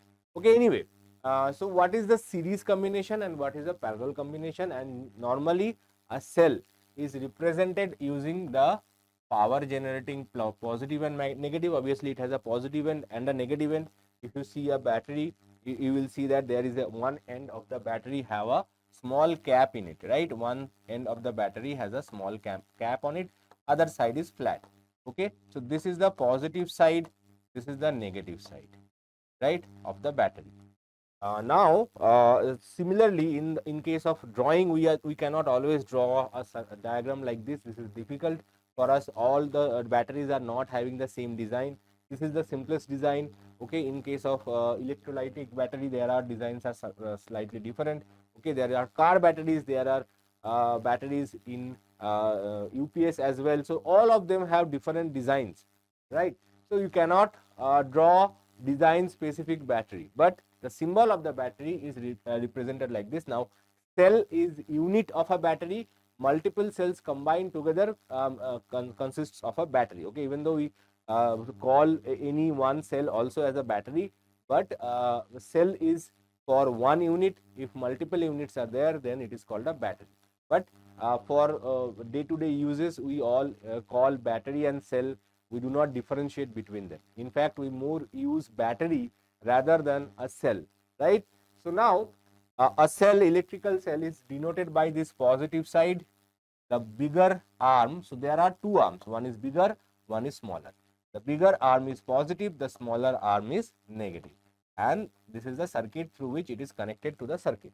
Okay, this is how we generally draw a cell, and this is an ideal cell. In practical cell, there is an internal resistance presence inside the cell itself. Okay, this is coming with the, so if you buy the cell, the internal resistance is free. Okay, you cannot do anything about it. This comes as a in the part of the package. So basically the chemicals that is present inside the cell, they also have their own resistance, and when the current is trying to flow through the battery, inside the battery, okay, this resistance comes into picture. Now for all practical purposes, we draw them like this. Okay, so this is the cell. Generally cells symbol or EMF of the cell, that is the electromotive force which actually sends electron into the circuit. Okay, the main purpose of the cell is to send electron in the circuit and start a current, right? That is the major part, and the force through which it sends the electron, that is called EMF of the battery. We call it voltage sometimes, right? 1.5 volt cell, that means the EMF of the cell is 1.5 volts. Okay, so that is the potential difference also. So we generally denote the EMF as E, and the voltage that we measure across the cell is called the terminal voltage. This is V. Okay, terminal voltage is slightly less than the EMF of the cell. So if it is mentioned 1.5 volt cell, then that is the EMF. The terminal voltage will be slightly less, 1.4, 1.45, like that, based on the quality of the cell, based on the so if you see in the market, there are a lot of different companies selling the same cell, and their prices are different because of the internal resistance. Okay, a good quality battery have less internal resistance, whereas a bad quality battery have a high internal resistance. That's how the quality of a battery or a cell is determined. Okay, now so this is the actual voltage that we are getting out of the battery, and this is the rated range of the battery which for which it is designed. This is the internal resistance which is part of the battery itself. Okay, now in my lecture I sometimes call them battery, sometimes call them cell, but here first we have to learn what is cells in series. Like resistors in series, if you connect a cell one after another, then they are called cells in series. Obviously we will do only two. In the exam also, if it is coming, they will ask you for two cells connected in series, for two cells connected in parallel. Okay, suppose this one has an EMF E1, this one has an internal resistance R1. The second one has internal resistance E2 and resistance internal resistance R2. They are connected in series. Okay, so this is called series combination. Now when we are talking about resistances, if you remember, in case of resistances, when you are considering resistances, we have also added a battery, right, or a cell, but it is an ideal cell and it has no internal resistance, right? So when you are talking about cell, then a resistance we have to add. Okay, so in case of resistances, we added cell. Now resistance and cells are best friends, so it says, okay, you now your equivalency is being calculated, so I will come and show you that how to do it. So this external resistance is connected. This is a fixed value. Okay, here external resistance is fixed, internal EMF and resistances, we have to find the equivalent EMF. Okay, so if you replace this by only one cell having only one internal resistance, that is called the equivalent EMF. So this is equivalent EMF and this is equivalent internal resistance. Now they are all in series. Okay, some books, some teachers, they write ES, RS, but for both purposes I write equivalent only. That is much easier to understand. Now so in series combination, no matter it is capacitors, no matter it is resistances, only one thing that is fixed, which is the current that is flowing in the circuit. Okay, so always remember, whatever current is exiting the cell, the same current has to come back to the cell. That means each and every part of the circuit will have the same resistances. Okay, sorry, same current, not resistance, my bad. So each and every part of the circuit will have the same current, right? Now we will apply Ohm's law. So if you apply Ohm's law, voltage drop across individual components should be equals to the total power voltage that is supplied by the cells, right? So what is the total voltage drop across this small R1 is I into R1. Obviously we assume the current in the circuit is I. Now you have to describe it briefly, that there are two cells E1, E2, internal resistance R1, R2 connected in series with an external resistance capital R. The current in the circuit, say I. This much you have to write before starting with the derivation. Now applying Ohm's law in the circuit, we get voltage drop across the circuit is IR1 plus IR2 plus I into R. So these are the addition of all the voltage drop across different components. Okay, this is the voltage drop across all the different components, and that should be equals to the total voltage that we have supplied, right? This is the voltage that we have supplied, E1 plus E2. So now we are trying to find the voltage drop across this RY, because that is the effective voltage. This is the effective voltage or terminal voltage of the combination. IR is the effective voltage or the terminal voltage of the circuit. So that's what we have to find. So IR is given by E1 plus E2 minus IR1 plus IR2 bracket. Okay, or we can write E1 plus E2 minus I common R1 plus R2. Okay, so this is the terminal voltage IR. Terminal voltage is calculated. Now we will apply the same thing for the equivalent circuit as well. For equivalent circuit,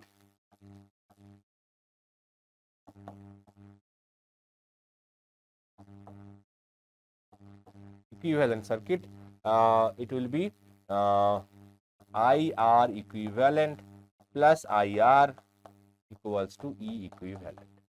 Very easy derivation. So IR equals to E equivalent minus IR equivalent. So now this is my equation number 1.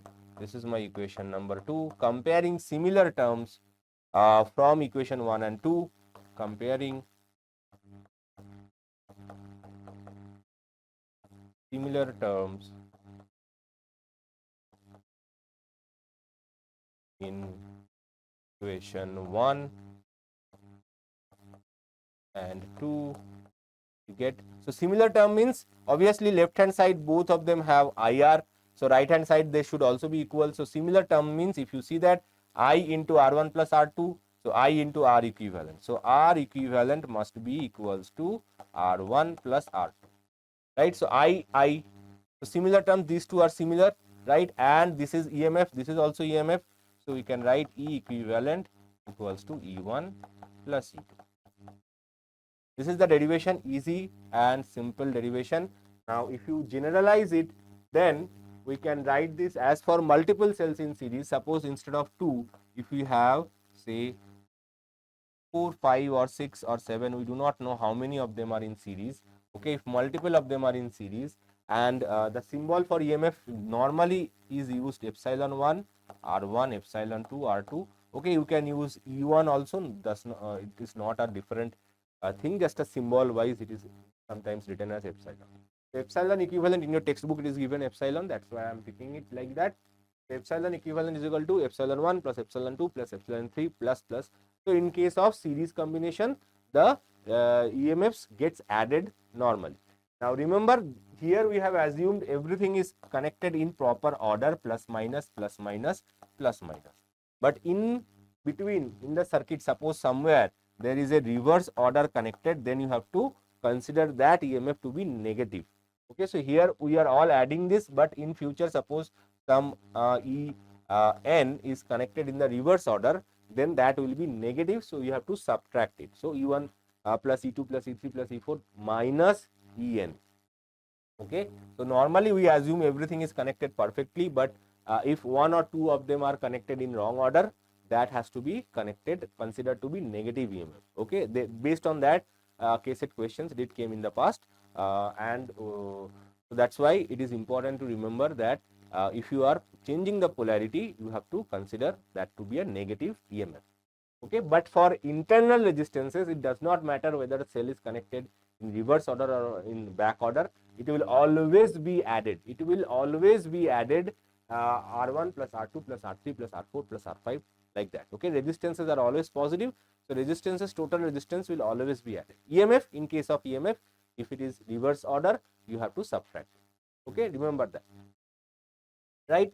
So if you want to increase the EMF of the circuit, then you have to use the series combination. If you want to increase the resistance of the circuit, then you have to use the series combination. Okay, just a second, there was some with my diagram, let me correct that.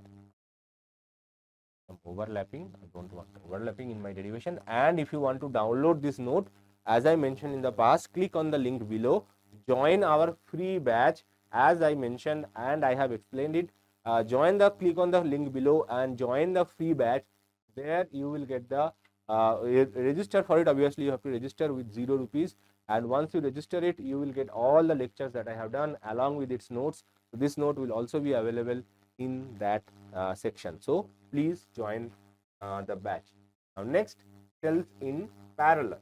Now what is cells in parallel? Cells in parallel is all same as cells in series, resistors in parallel. So here obviously the cells are connected like this.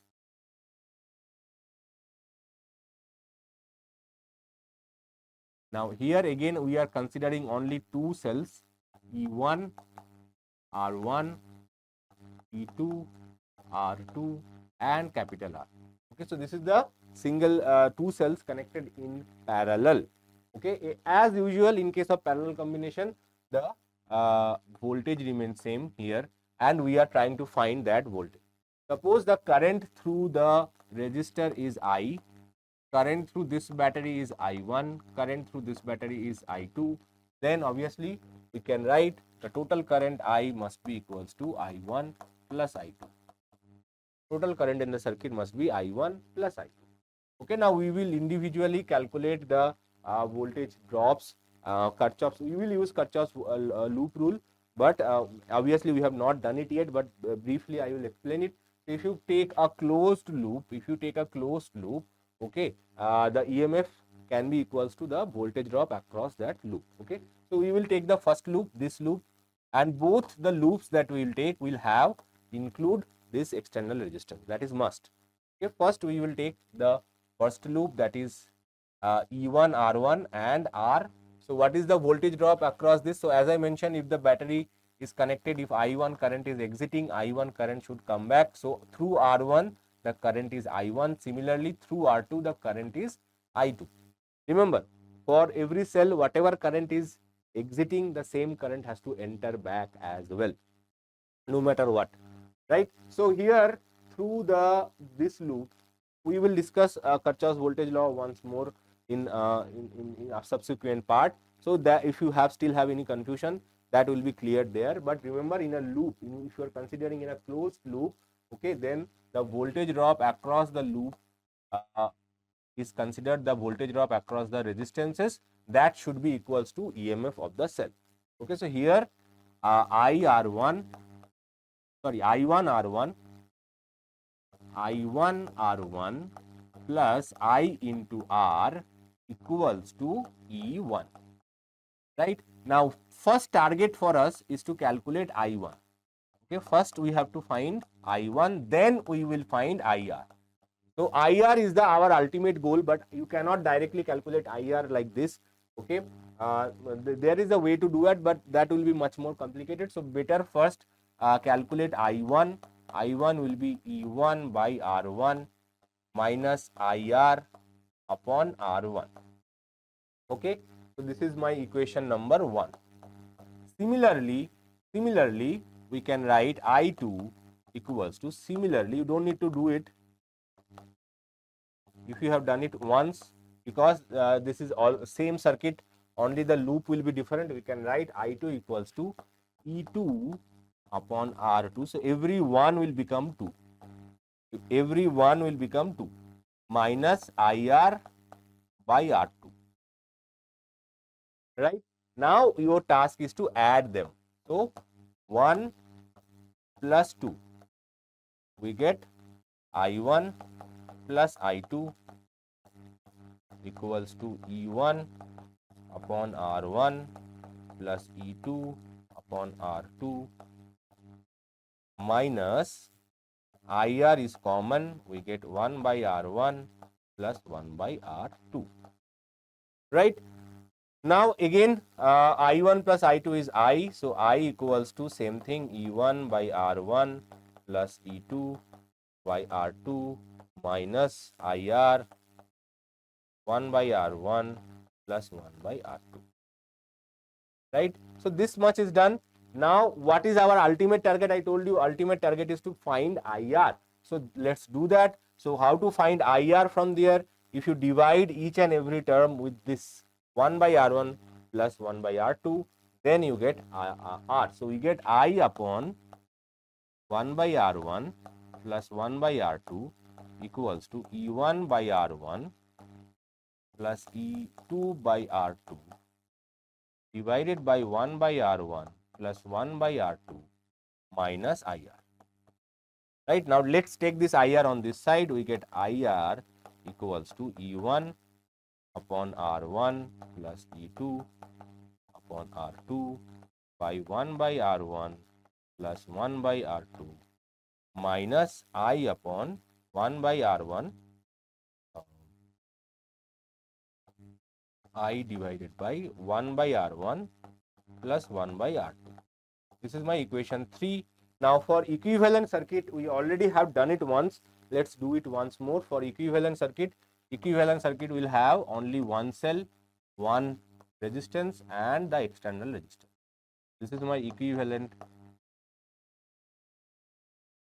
circuit. So for equivalent circuit, again the total current in the circuit should be same, that is I. Okay, that is the condition of equivalent circuit. So if you apply the same principle, you get IR plus IR equivalent equals to E equivalent. Okay, or IR equals to E equivalent minus I into R equivalent, or we have to organize it a little bit, I divided by 1 by R equivalent. Right? Now why we have done it? Because if you see equation number 3, here it is I divided by something. So here also we have to do something, I divided by something. This is my equation 4. Comparing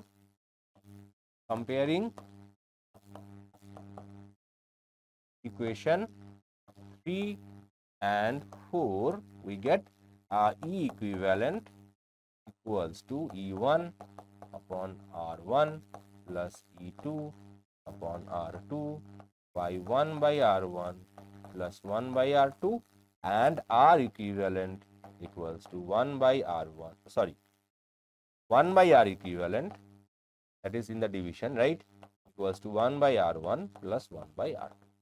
So this is same as cells in resistances in parallel, and this is slightly complicated, but if you remember the order that I have told you, E1 by R1 plus E2 by R2 divided by 1 by R1 plus 1 by R2, this will stay longer with you. Okay, this will stay longer with you. You can remember or memorize it easier than the complicated formula that is given in your textbook. Okay, and this is also applicable even if 3 cells, 5 cells, 10 cells are there. Okay, this you can extend it to unlimited number of cells. Okay, and for each cases, obviously you can calculate current. Final current in the circuit is given by the equivalent EMF divided by external resistance plus R equivalent. That is the beauty for series or parallel. No matter what, if you calculate the equivalent resistance and equivalent EMFs, you can calculate the current in the circuit, current through the resistor, and you can also calculate the terminal voltage. So terminal voltage, remember terminal voltage, it can be calculated mainly by V is equal to IR, or another way is E minus IR, and if it is equivalent, EQ minus REQ. This is the terminal voltage. These two are formulas. If only one cell is there, E minus IR, I is into small r. Okay, if it is if it is an equivalent cell, the terminal voltage will be E equivalent minus IR equivalent. Okay, so these are the very important formulas. Any one you can use based on the question. Obviously, some cases suppose E equivalent and IR equivalent is given. You have then what you will be using. Okay, some cases there will be a graph given. Okay, and in that case you only have to use this equation. So do you have to remember both the equations? But both the equations are obviously very easy. This is Ohm's law. This is coming from this equation. Okay, now let's move on with our discussion with some questions. KCET PYQs. In the following circuit, the terminal voltage across the cell is. So if you see, here is a cell is given and they are asking you what is the terminal voltage. So as I mentioned, there are two ways you calculate. Obviously you have to calculate I, okay, in this given circuit, and once you calculate I, you basically multiply that I with this resistance to calculate terminal voltage, or you multiply that current with this internal voltage and subtract it from 2 volt. Both ways are okay, but obviously we want to save some time, so we will just multiply with this value. That is easier. So first we have to find the current. So 2 volt, only one cell, only one internal resistance. So what is the current in the circuit? Current is E divided by I plus R, capital R plus small r, right? So this is the total resistance of the circuit. So EMF is given 2 volt and R is 3.9 and this is 0.1. It will be 2 by 4, that is 0.5 ampere. So this is the current. So once you have calculated the current, you can calculate the terminal voltage. Terminal voltage is given by I into R. That will be I is 0.5, R is 3.9. It will be 1.45. So 1.45 volt. The terminal voltage is sorry, not 1.45, 1.95. What I am doing? 1.95. Okay, 3.9 is slightly less than 4. Actually 0.1 less than 4. So it will be 0.05 less than 2. Okay, so it will be 1.95 volt. That is the terminal voltage. Now next question, a wire of resistance capital R connected across a cell of EMF epsilon and internal resistance small r. The current through the circuit is I. In time t, the work done by the battery to establish the current I is. So the what is the to establish the current I that is mentioned in the question. To establish the current I in the circuit is given by I square RT. Okay, I square RT is the work done to establish the current, that is the energy being used to establish the current, that is I square RT. Okay, now next question. This is from your PU board MCQs. If the terminal of a cell are connected, I think this is if I is missing. If the terminals of a cell are connected to an external resistance, then the potential difference across its terminal is. So when a cell is connected across an external resistance, then the terminals, voltage across the terminal, okay, more than EMF of the cell, less than EMF of the cell, equal to EMF of the cell, equal to potential drop across the internal resistance. So this potential or terminal potential is equals to the voltage drop across the external resistance, or it can be said that it is less than the EMF of the cell. So this voltage is EMF of the cell minus IR. Okay, so it is always less. So as long as it is a real practical cell, that voltage will always be less than EMF of the cell. If it is mentioned ideal cell, if here it is mentioned ideal cell, then it would be equal to EMF. For ideal cell, internal resistance is 0. For ideal cell, internal resistance is 0. So in case of ideal cell, the voltage drop across the cell should be equal to the EMF of the cell. Very important. For ideal cell,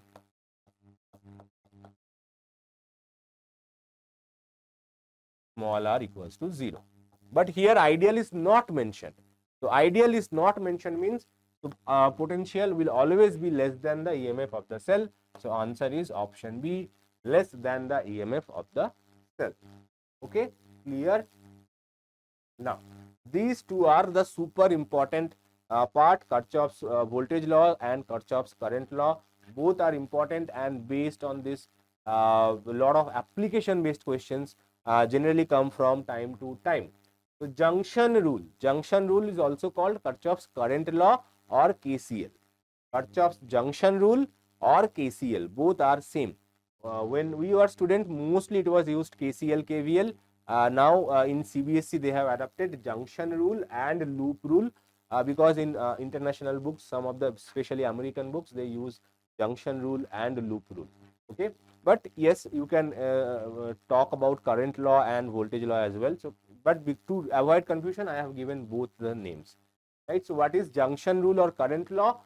At any junction, the sum of the currents entering the junction is equal to the sum of the current leaving the junction. So input current equals to output current. Suppose what is the junction means? Junction means where multiple things meet at a point, right? For example, Bangalore junction. Bangalore junction means train lines coming from different directions of parts of India are meeting at this point. Okay, from Chennai, from Mysore, from Delhi, everything is meeting at a single station, railway station. Those stations are called junctions. Not all stations are junctions, right? If you travel by train a lot, you will realize that not all stations have junctions. Okay, there are particular places, particular stations, they have junction written on it. Not everything written junction. Junction means multiple lines meet. Okay, So similarly, in case of junction in electric circuit where multiple currents from different directions meet at a point, that is called a junction. So here is a junction. So when multiple, suppose this is the input current, this is the exit current. Okay, exit current is, let's say, also 2. It does not matter how many entry, how many exit. Okay, the main part is total input should be equals to total output. So suppose I1 and I2 are coming in, I3 and I4 are going out. Okay, then I1 plus I2 is input current and I3 and I4 are output current. So by Kirchhoff's current law, these should be equal. By Kirchhoff's law, these two should be equal. There is no separation, no difference between them. Okay, that is it. And how? What is the basic purpose of it? What is the basic underlying conservation theory behind it? The main conservation theory behind it is the conservation of charges. So this can be considered as an isolated system because there is no other external things are connected to this junction, right? So this junction is an isolated system. The total charge should be 0 always. So if some charge q1 is coming from this side, q2 is coming from this side per second, if you take the time t equals to 1 second, then everything becomes charge, right? I is equal to q upon t. So if you make t is equal to 1, current can be related to charge directly, right? So everything is charged. So no matter how much charge is coming in, the same amount of charge should go out to keep that point in balance. Okay, so if some charges are not passing on to the next junction, that means what happens is that some charge is destroyed, which is not possible. Charges cannot be created or destroyed in an isolated system. Charges can be created or destroyed, but net charge should remain constant. So if some charge is getting destroyed over here, means you are actually not getting the same amount of charge. The net charge is changing. So net charge cannot change because this point is a isolated system. Okay, so that means whatever current is coming in, the same current has to go out, sum of the current, right? This is a consequence of conservation of charge principle. Next is Kirchhoff's loop rule. The algebraic sum of changes in a potential around any closed loop involving resistors and cells in the loop is 0. So even though we say that in a loop it is 0, but I will simplify it little bit for you. Suppose we have a complicated circuit. In that circuit, some resistance is connected somewhere. Okay, we have a cell. Okay, and some resistance. Obviously, this is much more part of a much more complicated system. Suppose through this the current is I1, through this current is I2. Okay, and through the cell the current is I. Okay, let's say I, and the EMF of the cell is E. Okay. Now, so what is the Kirchhoff's junction rule? Remember, this is very not junction rule, Kirchhoff's loop rule. So what is the fundamental part of this? Fundamental part is Ohm's law. Okay. So basically, it is an you can say generalized form of Ohm's law. Ohm's law is mainly valid for a single resistance or simpler circuits, but for complicated circuit, you cannot directly apply Ohm's law. So for that, you have to apply Kirchhoff's law. So what does that say? It says that when you are going in a loop, when you are moving in a loop. Now, what is a loop? Loop means when you start at a point, okay, you move to the second point, you move to the third point, you move to the fourth point, and then you come back to your starting point, then it is called a loop. So loop means it is basically a circular kind of motion. So your starting point and ending point are same, then this is called a loop. Now in a circuit, there can be multiple loops, okay, more than one loop. Okay, now how we apply in our practical cases, practical problems. So whenever you are applying Kirchhoff's loop rule, remember this. First of all, we will try to take, if there is only one cell, we will try to take the direction of current that is sent by the cell to be our main direction of rotation. Okay, main direction, that is positive direction. For example, if the direction of current here, for example, let me take this current to be in this direction. Okay, let's say I2 is in this direction. Okay, just to explain you. We always take the direction where the cell is trying to send the current. Now, which direction a cell is trying to send the current? Cell will always send the current from positive to negative. The cell will always send a current from positive to negative. Okay. So, this is the fundamental of Kirchhoff's law. Cell is always sending the current from positive to negative, and we will take the direction of our loop in the same direction. If there are multiple cells are connected, you choose any one of the cells, generally a cell with higher voltage. Okay, you take that cell and say that this direction I will consider as positive. What does that mean? So, when you are moving in the direction of this current, when you are moving in the direction of this current, all the voltage drop across resistances will be positive. So, what is the voltage drop across resistance? Ohm's law, V is equal to IR. So, what is the voltage drop across this R1? V is equal to I1 R1. So, this is the voltage drop across this, and this is positive. Why this is positive? Because my cell is sending current in this direction. So, if I am to go to this direction, then this will be my positive direction. This is my positive direction. So, now here also we are coming here, right? Now, when we are going through this second resistor, the current is in the opposite direction. So, we are trying to close the loop, started from positive, we are trying to reach the negative of this cell. Okay, when you are trying to do that, we realize there is a resistance which is trying to send the current in the opposite direction of our motion. So, when we are trying to close the loop in this order, while this current in the part is going in the opposite direction, so that means this is a negative current. This current is considered negative. Now, this positive and negative is immaterial for solving the question, but you have to apply the correct sign. You have to apply the correct sign when you are writing the equation, which is very, very important. Okay. After solving, the current can turns out to be negative itself, the current can be positive itself as well. So, after you have solved a complicated circuit, you found that current is turning out to be negative. What does that mean? If you find that I1 is coming to be -2, that means the direction that you have assumed at the beginning is incorrect. Current is flowing in the opposite direction. Now, if you find after solving I2 is negative, that means instead of going upward, current is coming downward in reality. So, don't be afraid if you see after solving a question if current is coming out to be negative.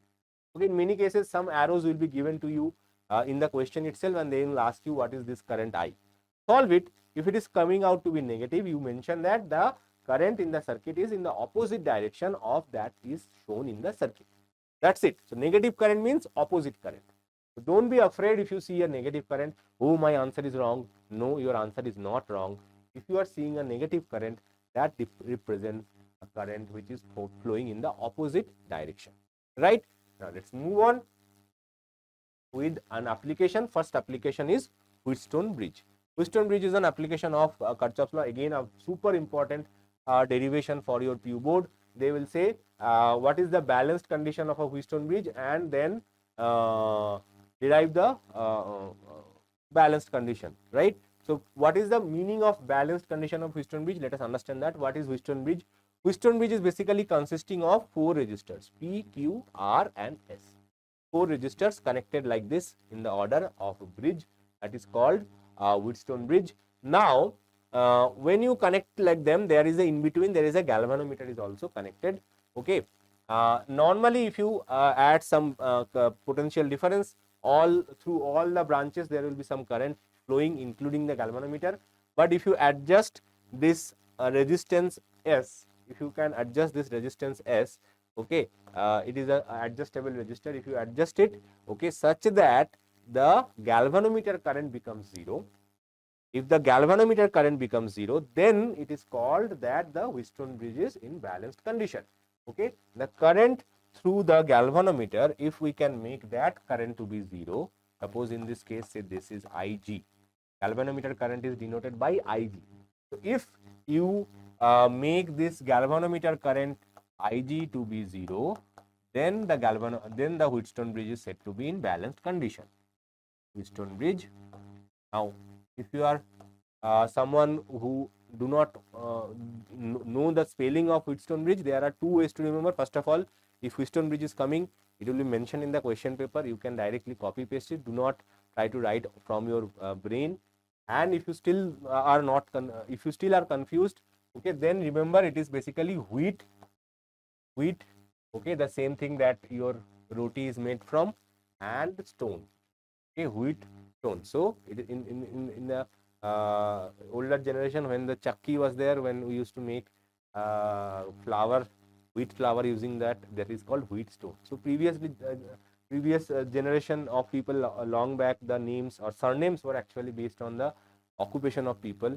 So maybe the person who designed this, his ancestors were involved in making wheat flour. Okay, that's why the name is Wheatstone. Okay, so Ig is equal to 0 is the condition for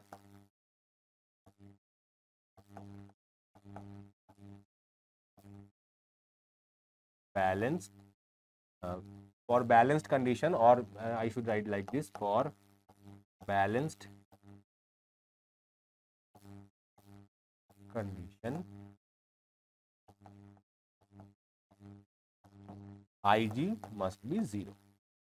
Galvanometer current must be 0. Now, when this will happen, when this Ig will be 0, that we have to find out.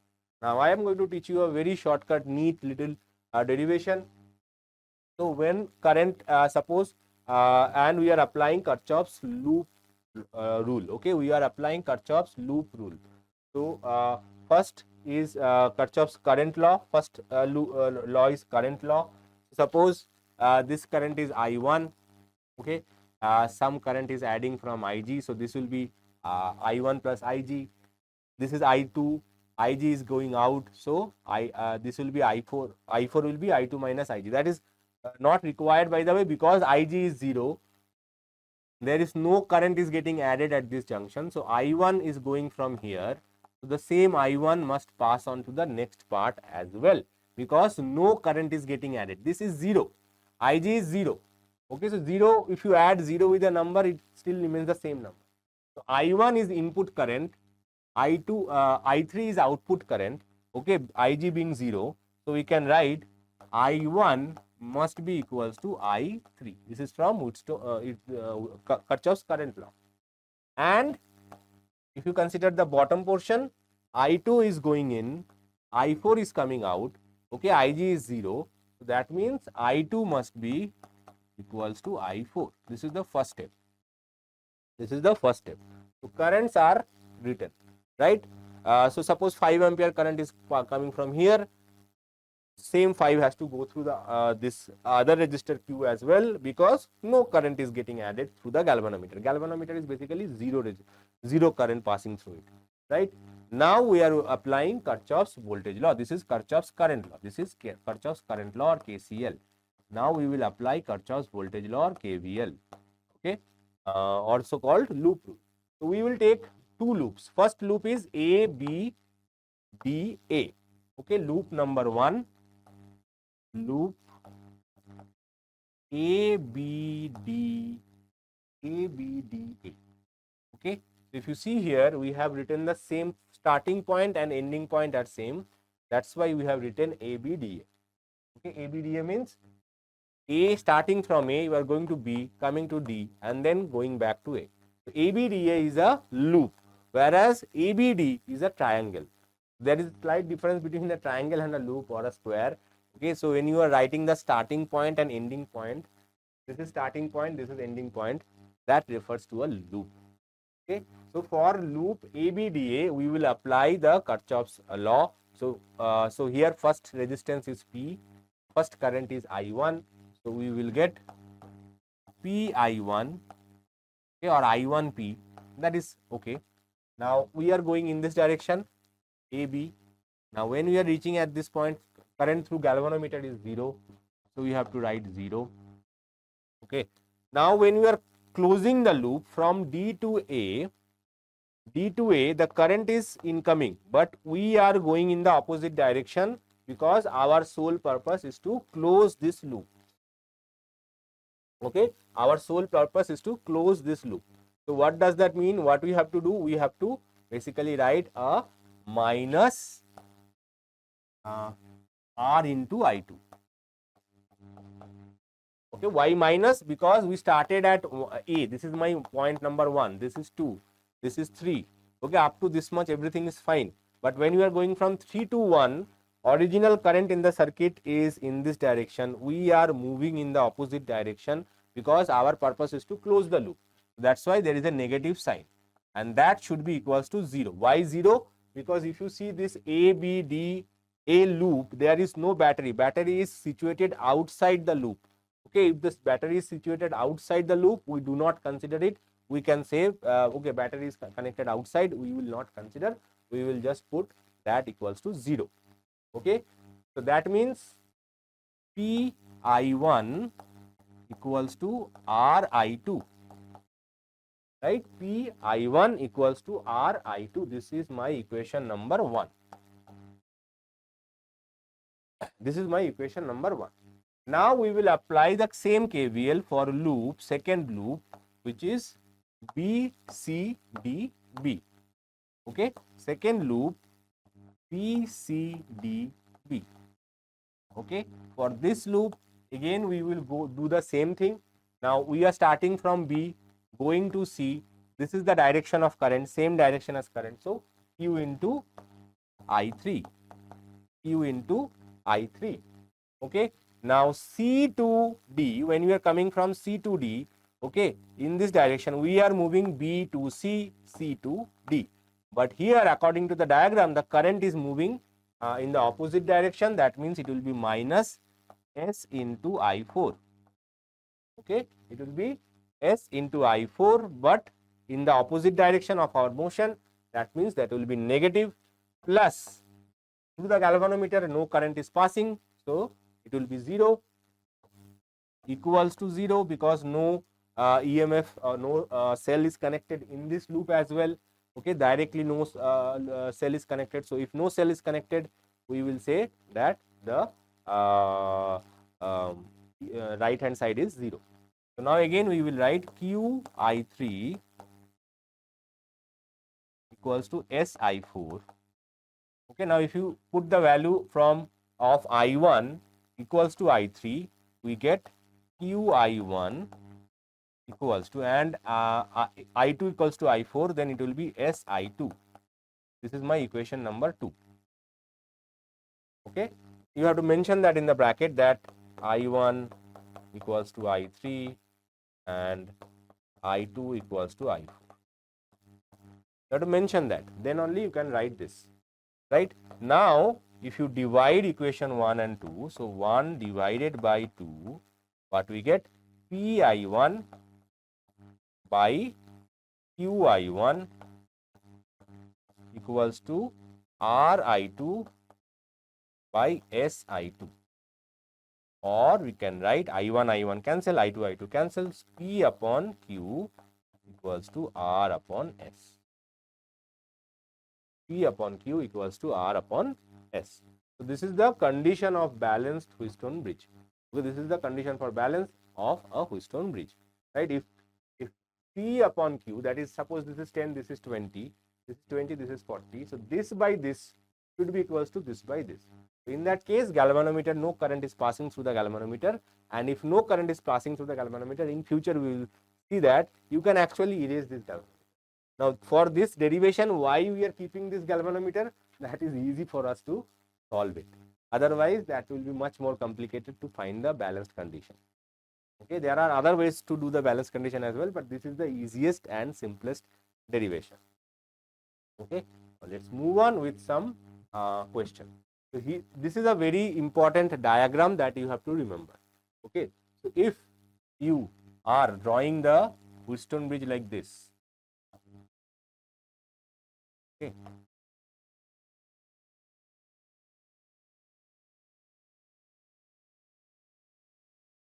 so here this is the Wheatstone bridge, right? Now, if I want to redraw it from, and we are measuring the resistance from here. Okay, instead of galvanometer, we have put a resistance over here.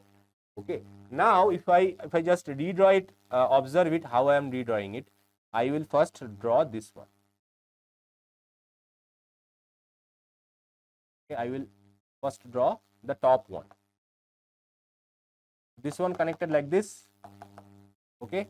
Second, I will draw the galvanometer. See, if you see that galvanometer is directly connected to the top one. So this is the galvanometer part.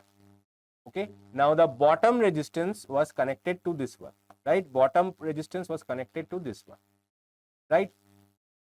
And it is connected to the other end of the galvanometer.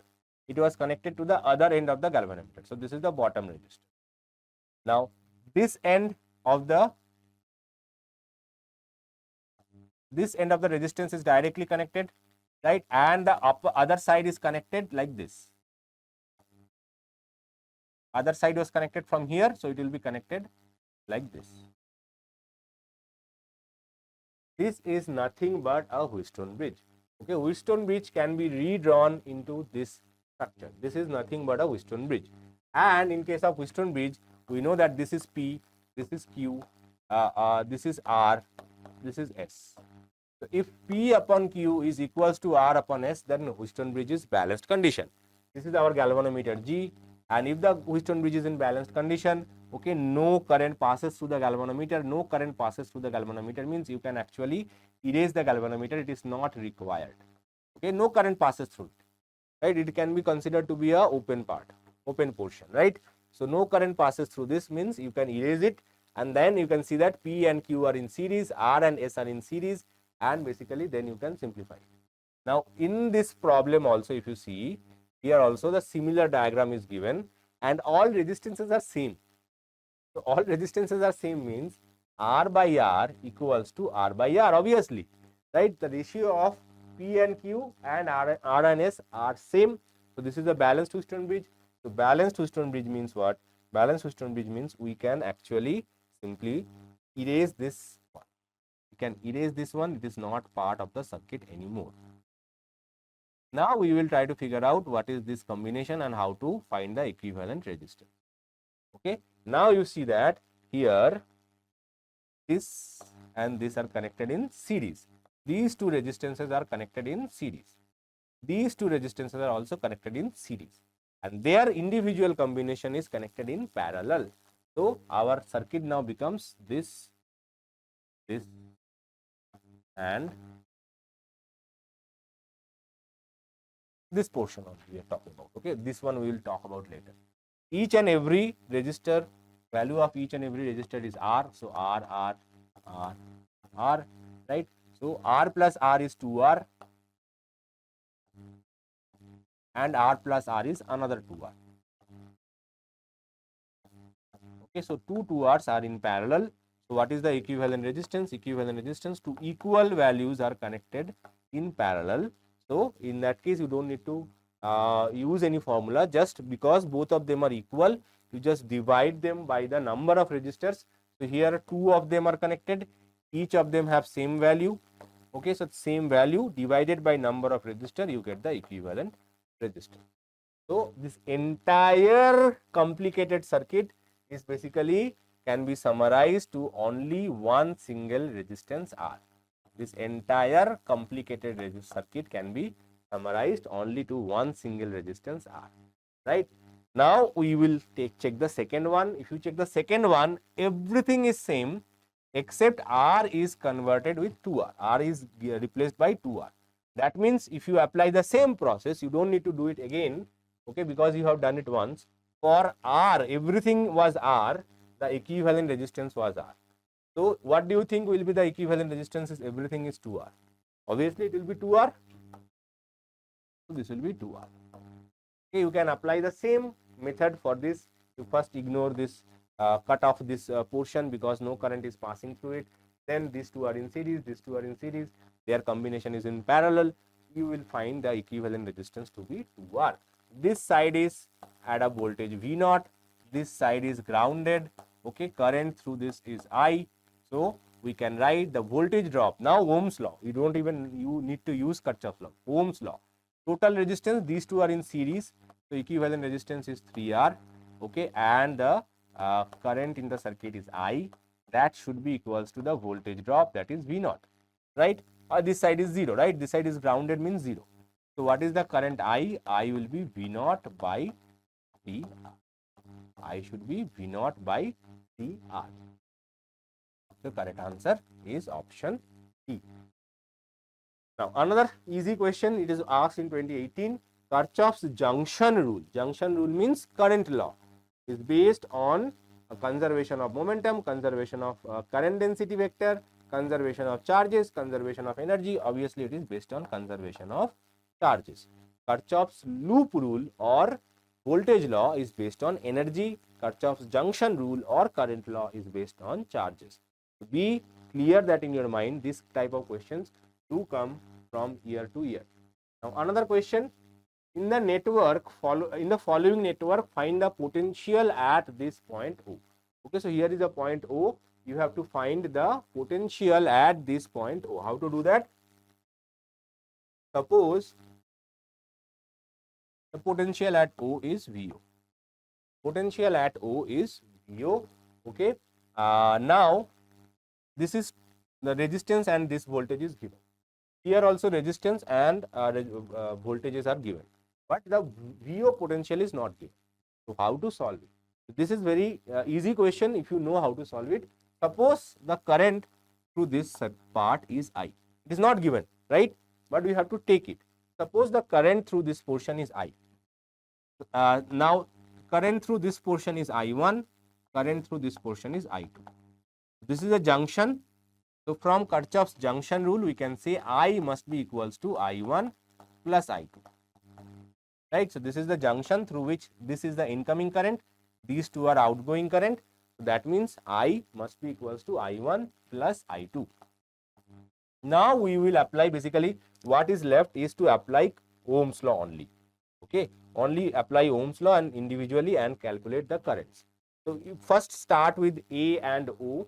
Okay, between A and point O. Okay, what is Ohm's law?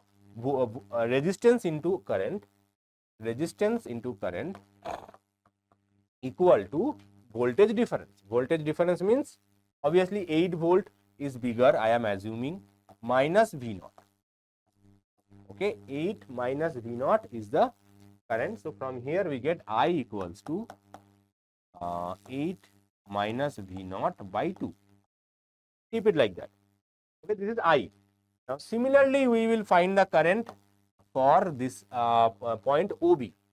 For point OB, what is the current? Current is I1. So, voltage drop across the resistor is given by 4I1 equals to, now here VO is bigger, 4 volt is small because current is moving in this direction. We assumed it. It can be wrong, but according to our assumption, we assume the current is moving in this direction, and our assumption is based on the fact that this is bigger voltage, must be current from bigger voltage, current must be going towards the smaller voltage. That was our assumption. So, that means here current is going in this direction. So, 4I1 must be bigger voltage minus smaller voltage. So, VO minus 4. Okay. So, we get I1 equals to VO minus 4 by 4, and similarly we can write I2 equals to VO minus 2 divided by 2. Okay, you can do this for the point OC. This will be for OC, right? Now, we have to basically use this equation I is equal to I1 plus I2, put the values 8 minus VO by 2 equals to V naught minus 4 by 4 plus V naught minus 2 by 2. So, 4 is common LCM. So, you multiply all the numbers with 4, you get, so multiply 4 over here,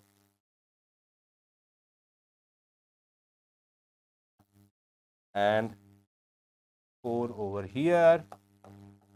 So, this will be 2.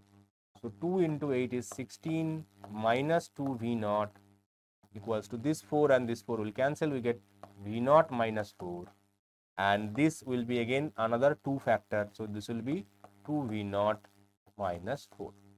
Okay, just do it on your own pace. Don't worry how I am doing it. I am doing a little faster. Obviously, I have more experience. So, 16 minus 2 V naught equals to 3 V naught minus 8. Now all V naught will be on the same side, all the constants will be on the other side. So 16 plus 8 equals to 3 V naught plus 2 V naught, or 5 V naught equals to 24, or V naught equals to 24 by 5, that is 4.8. Okay, it will be 4.8 volt. Correct answer option D. Okay, interesting question, right? And if you follow the process, this is actually a complete idea of applying Kirchhoff's current law in unknown cases, right?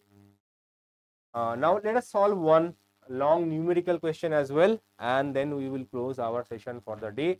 So here we have calculate the power dissipated in the 10 ohm resistance in the given circuit. So here is a given circuit, and you are asked to find the power dissipated through this 10 ohm resistance. So how to do that? Here if you see that two cells are given, and cells are not ideal cells, they have some internal resistance as well. So first we have to show that internal resistance in the circuit itself. Okay, suppose this one has a resistance 1 ohm, and this one has a internal resistance of 2 ohm.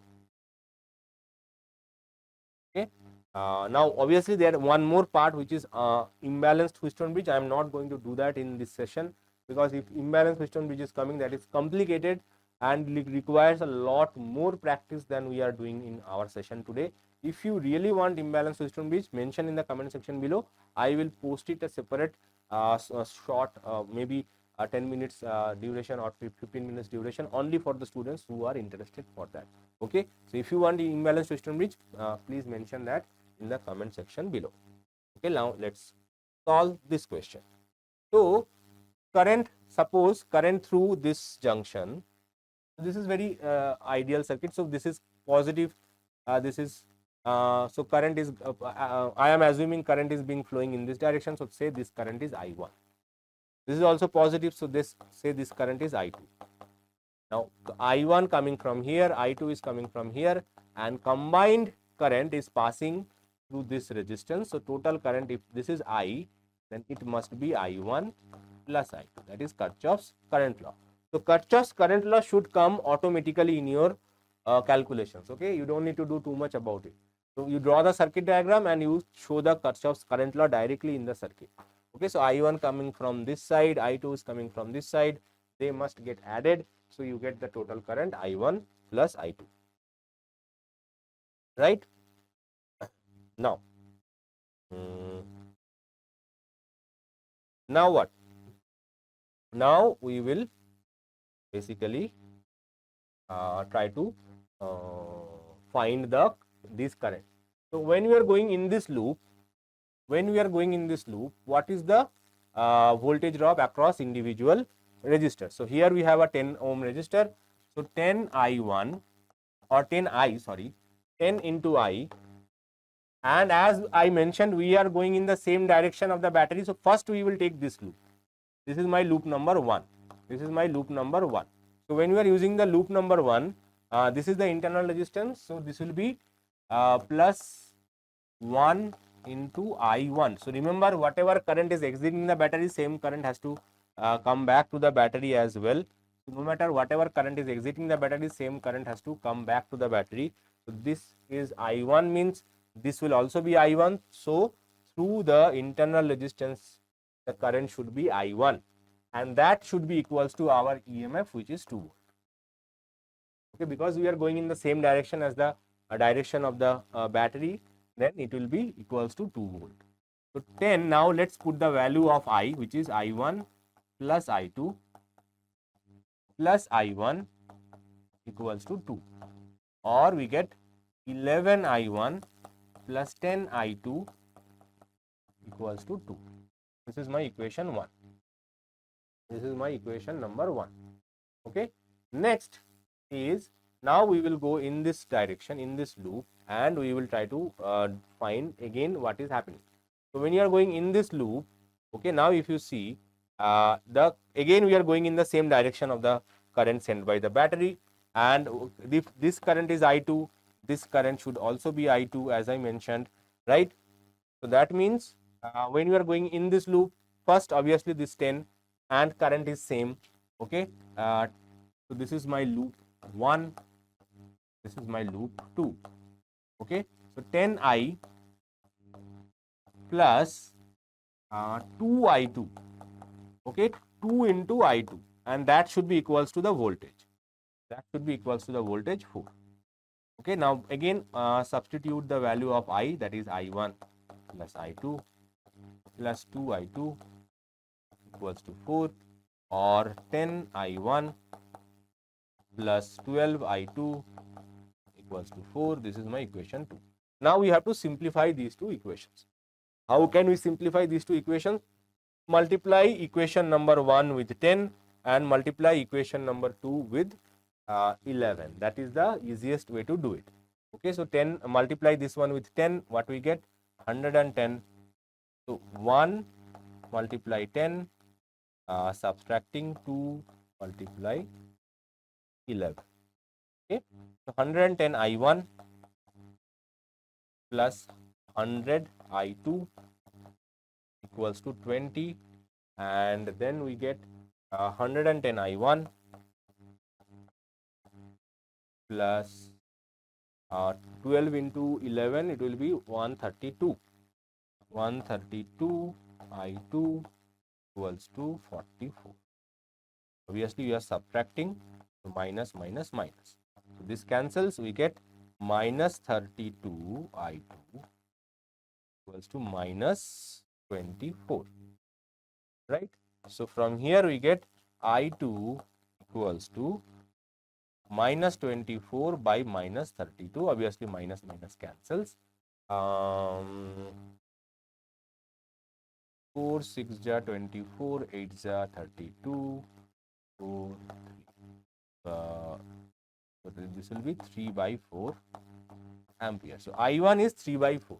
Now let us calculate I2 is 3 by 4, right? Now let us calculate I1. So you can use this value and put it any one of the equation. I feel if I put it over here, that will be slightly easier to calculate because 12 is there, which is a factor of 4. So some calculations will be easier. So if I put in equation 2, we get 10 I1 plus 12 into 3 by 4 equals to 4, right? 12 into 3 by 4 is equals to 4. So 3 4s are 12. So 10 I1 plus 9 equals to 4, or 10 I1 equals to 4 minus 9, that is minus 5. So I1 is coming out to be minus half. Okay, I1 is coming out to be minus half. So what does that mean? So we have assumed the I1 is coming from this side. We have assumed the I1 is coming from this side. There was a mistake in the diagram. So this is I1. Okay, I1 is coming from this side. But after solving, we realized I1's value is negative. That means in reality, I1 is flowing in the opposite direction. You don't need to do anything. The sign itself takes care of it, right? As long as you are applying the law properly, after solving the equations, it can be positive and negative. You don't need to do anything special for it, right? So now, what is this total current? So total current in the circuit is given by I is equal to I1 plus I2. Okay, so minus half plus 3 by 4. It will be 4 minus 2 plus 3, that is 1 by 4. So current is 1 by 4. Now they have asking you resistance is given by the value of resistance is 10, right? So they are asking you about the power dissipated. So what is the formula for power dissipated through a resistor when current is known? Power is given by I square R. So here remember we are going to use I square R. So I square is 1 by 4 whole square into 10, that is 10 by 16 watt. So this much power will be dissipated in the circuit. So 10 by 16 watt power will be dissipated in the circuit. Now if you want to download this PDF, where we have also added formula sheet, okay, and some homework questions are also added along with this, and it will be given to you as well. So this is the formula sheet for individual this chapter. Everything will be provided. Right. So I hope that you enjoyed this session, and as I mentioned, if you really want to download this PDF, then definitely join our free KCET batch, which is mentioned given in the description section. Click on the join free KCET batch. I have already shown you how to use it, right? Click on there, join now, register yourself using your mobile number and your basic credentials, which class you study from, etc., etc. Once you have registered, then you will be able to access the batch for free without paying any fees. Okay, and all the notes, all the lecture notes, all the assignments will be provided to you there as well, right? So I hope that you enjoyed this session, and obviously if you have not yet subscribed, don't forget to subscribe to our session, and I'll be back with more chapters in our one shot series, as well as our regular KCET ACE series will continue. So if you are following that series, that will also continue. Don't worry, that will be not being stopped, and obviously I'll be back. Till then, bye.